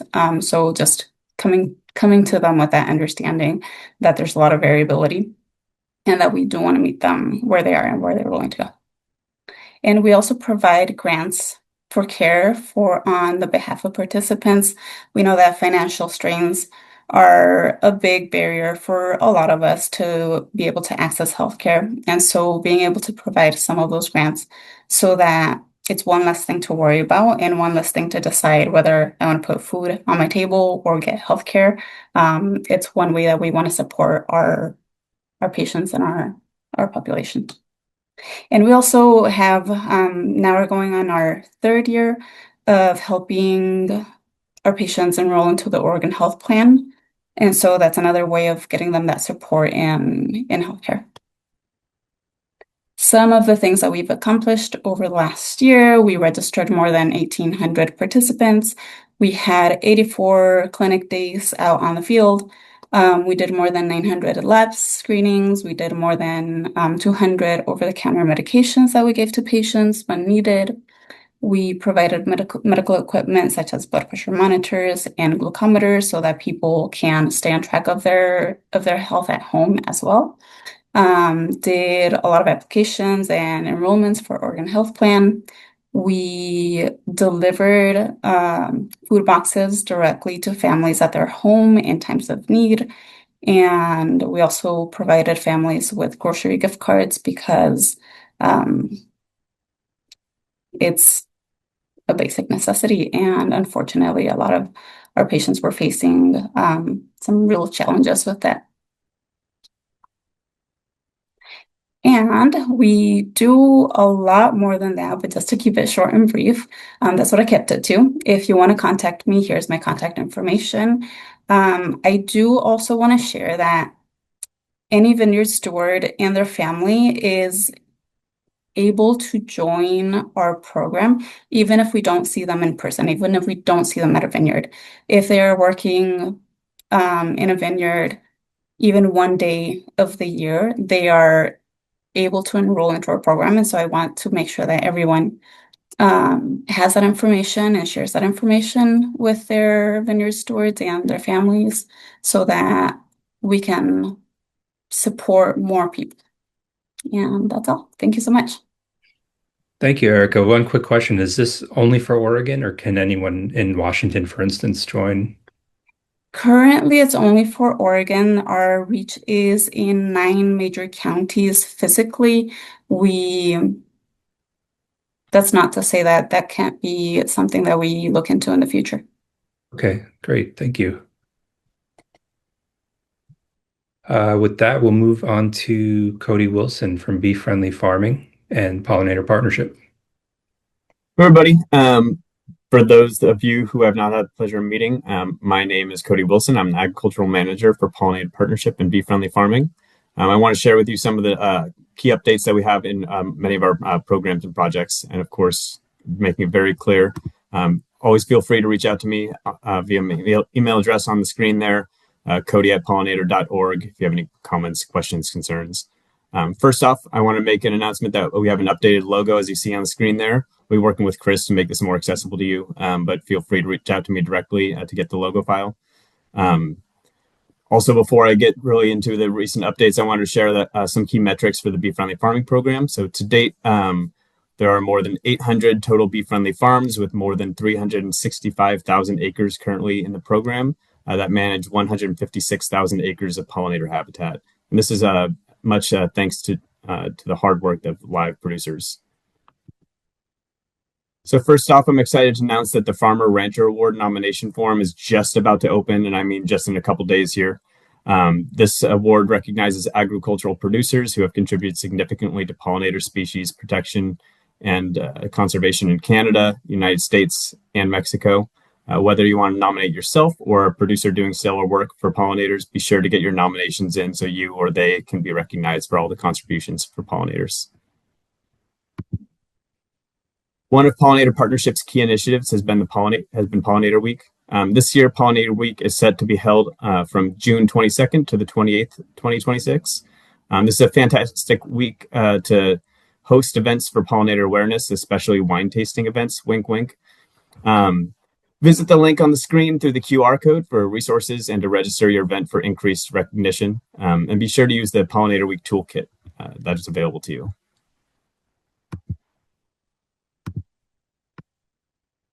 Next, Bee Friendly Farming is now reimagined our habitat signage, our apparel, and soon we'll be offering more marketing opportunities for certified producers. We're just about to unveil our new certification website, and we're looking to highlight some of our certified producers. So if you're interested in a feature, be sure to email me at cody@pollinator.org.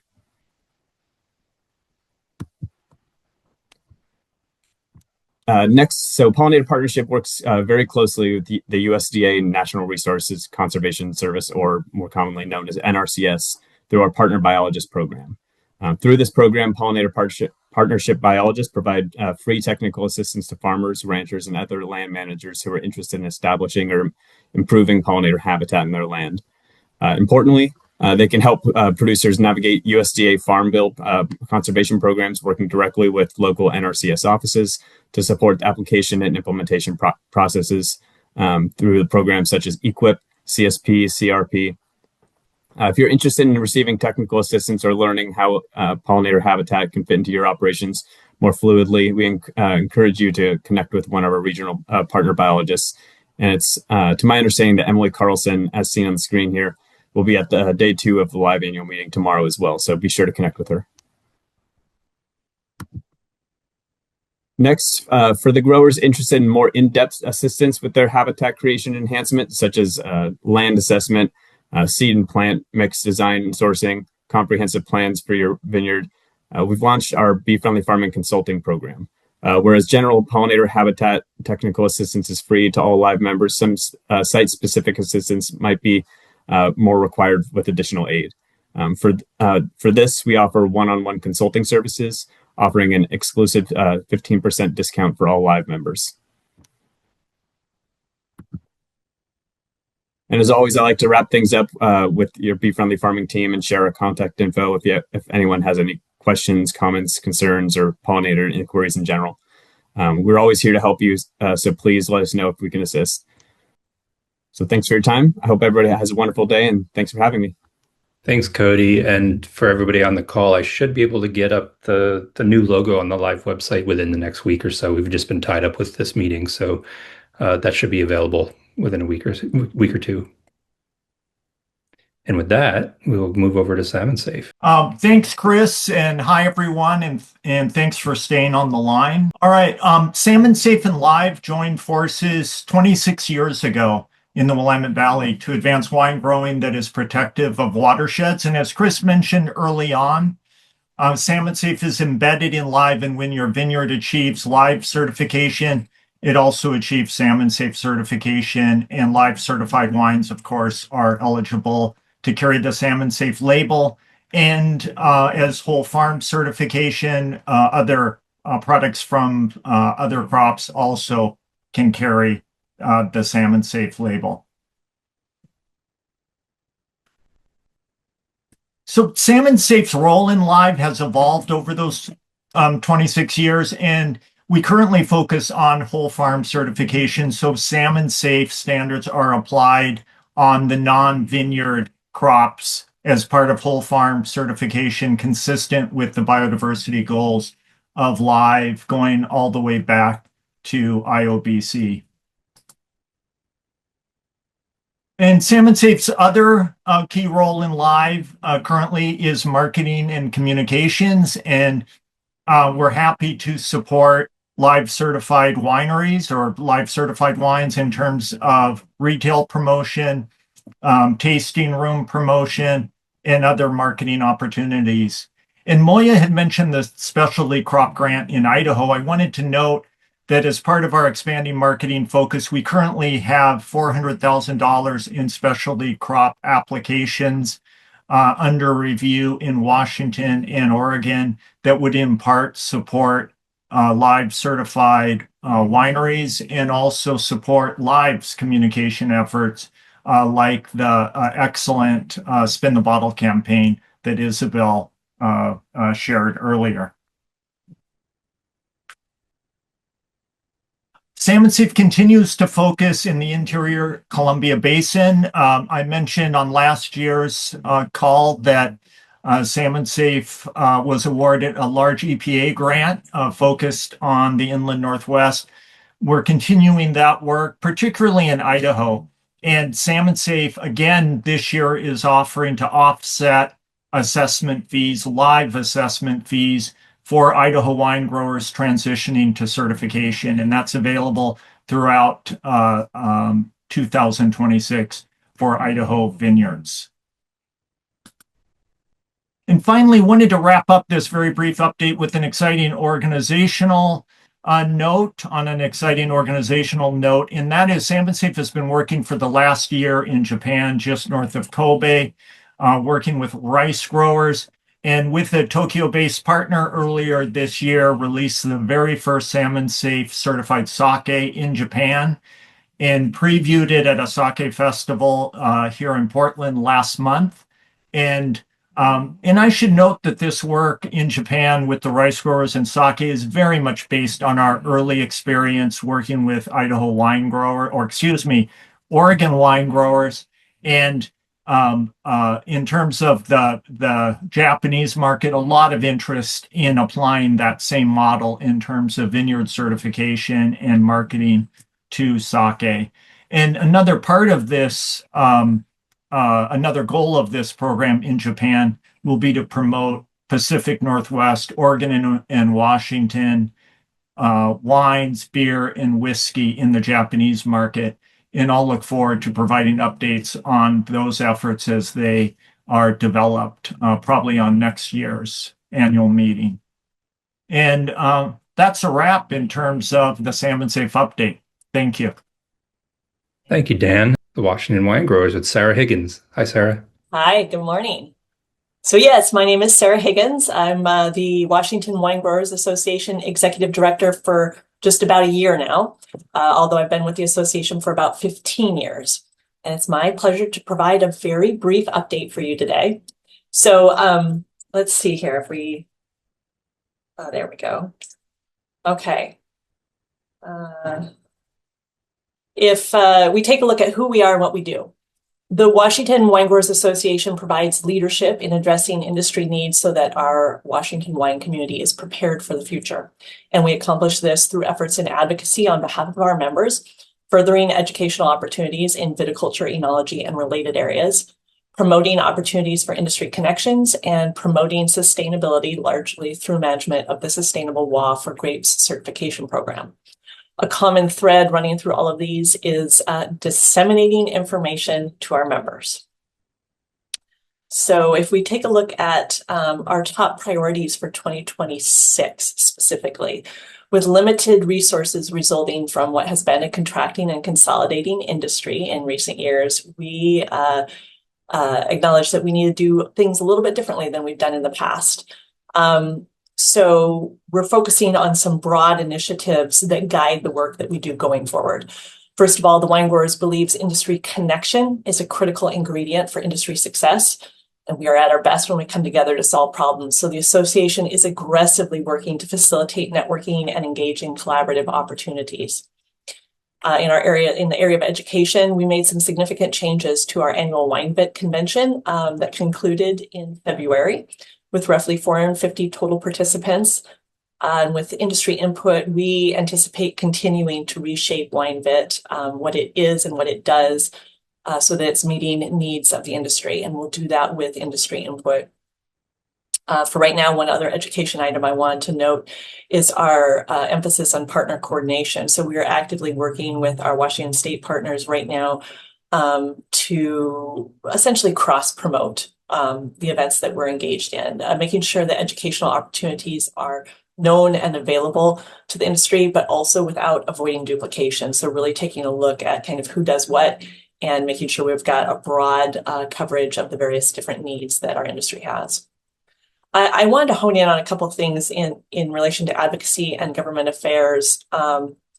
Moreover, as it relates to the ag industry overall in Washington State. Ag has been hit hard in recent years with legislation and regulation that is basically everything but favorable. And a couple of stats here for you. So between 2017 and 2022, Washington State lost roughly 3,700 farms, accelerating consolidation as production costs surged 73% from 2016 to 2024, and labor expenses jumped 117%. Furthermore, a recent report ranked Washington State 50th in the nation for farm profits. So with increasingly limited resources, we've got to get really creative on how we move the needle in our favor and change some of those stats, or at least prevent them from getting worse. And we're doing that once again through partnerships and coalitions at both the state and federal level, where we firmly believe that rather than go it alone, we need to find a way to amplify our voice with others. That brings me to sustainability. And while we focus holistically on that term, most of our energies go into the management of the Sustainable WA program. So you can see the certification outcomes for 2025 on the screen. The program is really starting to gain momentum here, as it is still a fledgling program, but definitely growing. In 2026, our management of the program includes conducting a technical review of our standard, targeting 2027 for a release of updates, implementing application and audit platform fixes related to navigation, data entry, and clarity of language, and hosting events to help our program participants navigate the program and improve their practices. Also, in the realm of sustainability, Chris mentioned earlier, the U.S. Sustainable Wine Growing Summit will be in our backyard in Walla Walla, May 6th through 7th. That's an honor for us, and we're proud, along with Oregon, to welcome them. And you can learn more at sustainablewinegrowing.us/2026 summit. So that basically concludes the very brief update I want to be able to share. I know we're running short on time. I'm always interested, though, in connecting to learn how we can improve and support one another. So please feel free to reach out and connect. That's what I've got for you, Chris. Thank you, Sarah. And thank you for all the work you're doing with Sustainable WA, and hopefully we can work together as we spoke about at WineVit. And for those of you in the room that don't know what WineVit is, it's sort of like the Washington equivalent to Symposium. So please go to that next year. It was quite a great event. Yeah. And with that, we'll shift over to the Washington State Wine Commission with a familiar face, Julie Torara, who was with the live technical committee until very recently. Julie is still on. So Chris, Julie and I have been texting back and forth, and it looks like her laptop just froze. Oh no. She just fell out of Zoom. She's trying to get back in. You want to start her? So yeah, I'll go ahead and get her started here, and we'll see kind of where we can go from there. Okay, So you should still have privileges to advance the slides. yeah.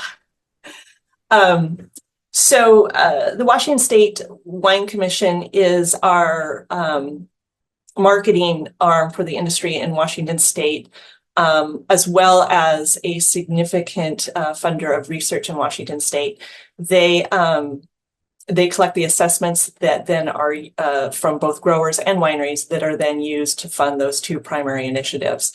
And I know Julie specifically wanted to share some details today about the work that they're doing in the realm of research. So you'll see there on the slide, very much industry driven and industry guided through surveying the industry on a regular basis about priority needs and research interests, utilizing an advisory committee to review survey responses, set priorities, review researcher proposals as well, and then make funding recommendations for those various proposals. Some of the critical themes that we're currently engaged in include smoke exposure, no surprise there, and grapevine leaf roll virus and vector management. So a little bit on both the funding that the Wine Commission provides for research, as well as then the funding that the Wine Commission receives to support research efforts. In terms of providing those dollars, the Wine Science Center, through industry contribution, was built with $8 million coming from the industry. About $650,000 a year directly funds WSU V&E research. And they leverage funds in a variety of different ways. You can see some of the different government grant programs that are utilized for various different projects. That $650,000, it represents about 17% of the total Wine Commission budget, $2 per ton for grapes and 2 cents per gallon for wine sold. It's designated for that purpose. This is a slide that shows you where the dollars are coming from that the Wine Commission is able to direct to research. So again, assessments from the industry, but also our state leader tax, WCUARC, and Auction of Washington Wines, which is a nonprofit that is consumer facing, but a portion of their proceeds come back to the industry. It's a very unique relationship that we have supporting the industry as well as Children's Hospital. So an interesting collaboration there. And then the other piece of this too isn't just funding the research, but this is primarily what Julie, as the new research manager, she was just brought in to replace, some of you may be familiar with Melissa Hansen, as she retired this last year. So now it's about transferring the knowledge of these projects that are being funded to the industry. So the Wine Commission has a number of different ways that it engages in that: long format seminars, short format webinars, an annual research report. There's a wealth of information on their website about the various different projects that have been completed or are underway. And then there's some media engagement as well with our Good Fruit Grower magazine, the WSU Bean newsletter, press releases, podcasts, and radio interviews. So a number of different ways that the Wine Commission is then taking what has been funded back to the industry to inform folks of best practices. And this just shows you some of the stats. The one that I think is particularly impressive, since 2016, over 2,000 individuals are participating in those WaveX webinars. So they're definitely getting the word out to our industry members. And that's, I think, what Julie had intended to present. I'm really sorry that she, oh wow, yeah, laptop crashed.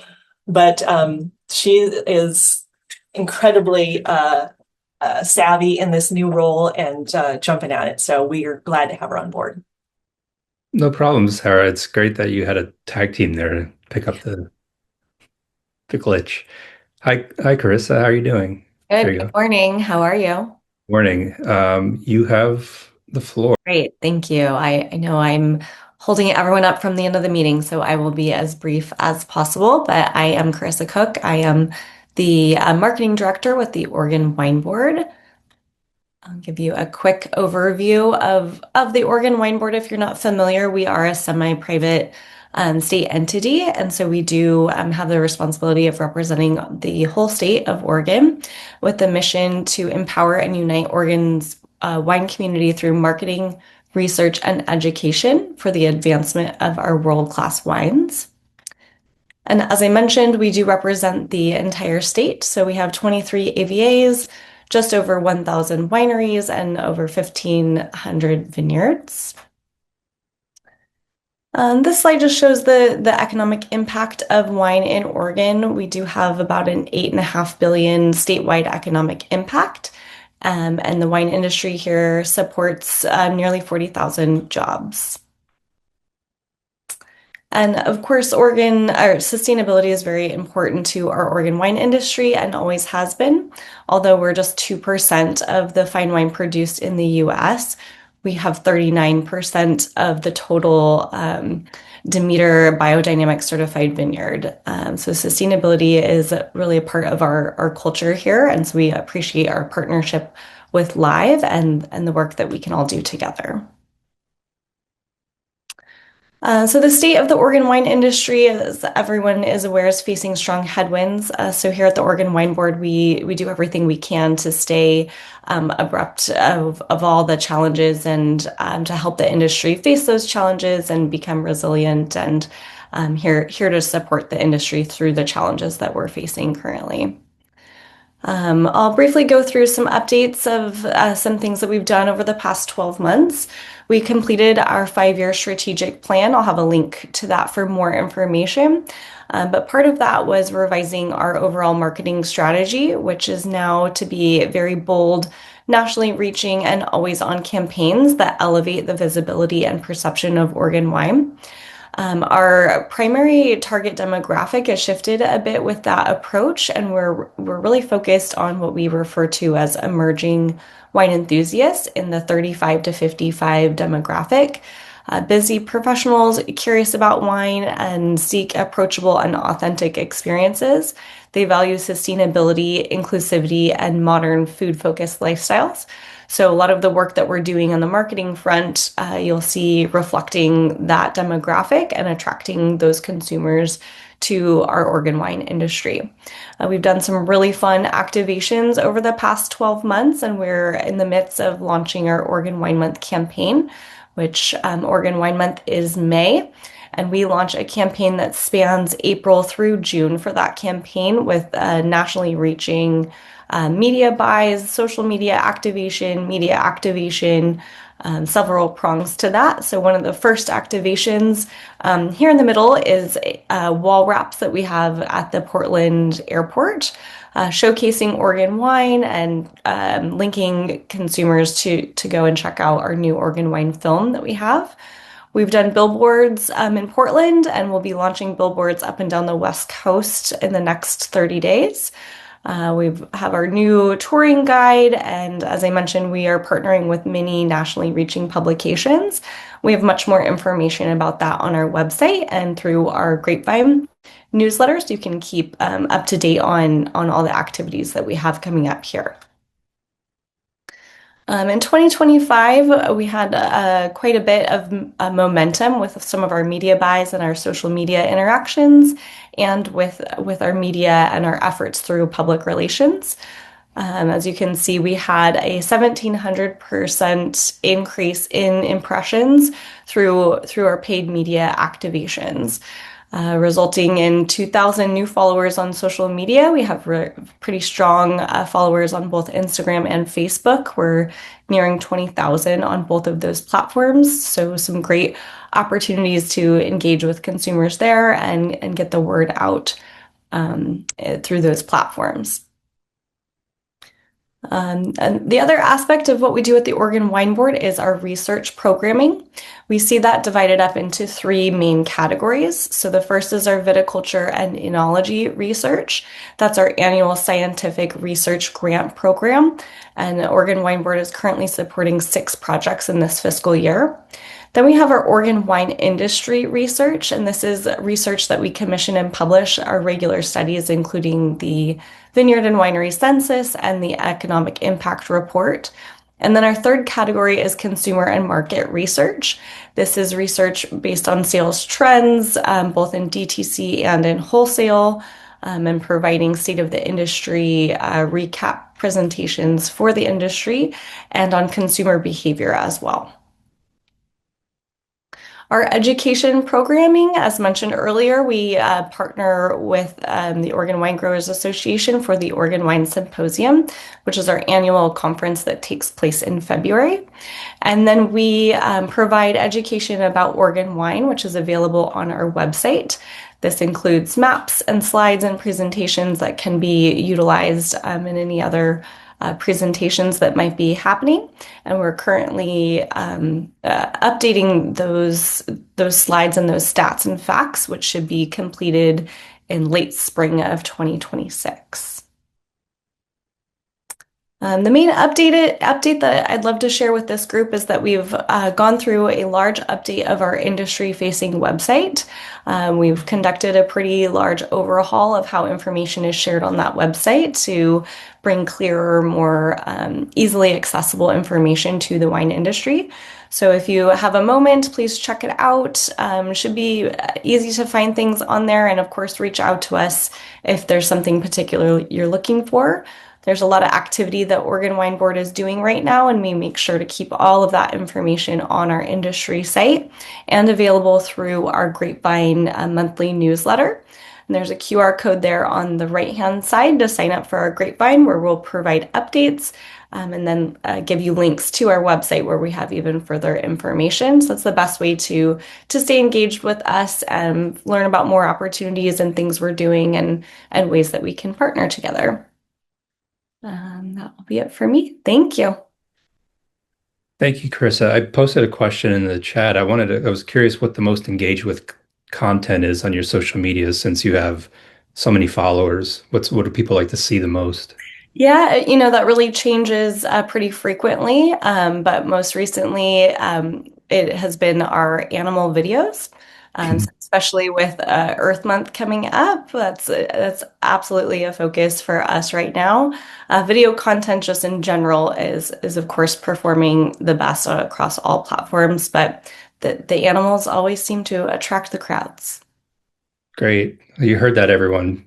Post pictures of animals. Thank you so much, Carissa. So please reach out to us. We put this slide up again for you to have all of our email addresses. And Bruce, you're back to adjourn. If anyone has any questions, put them in the chat so we can answer before we see you tomorrow. All right. With that, I want to thank everybody for logging on and sticking through the meeting today. And with that, we'd like to adjourn the meeting. And we will see you all tomorrow. Thanks, Bruce, and thanks, everybody. See you tomorrow. All right. Cheers. Thank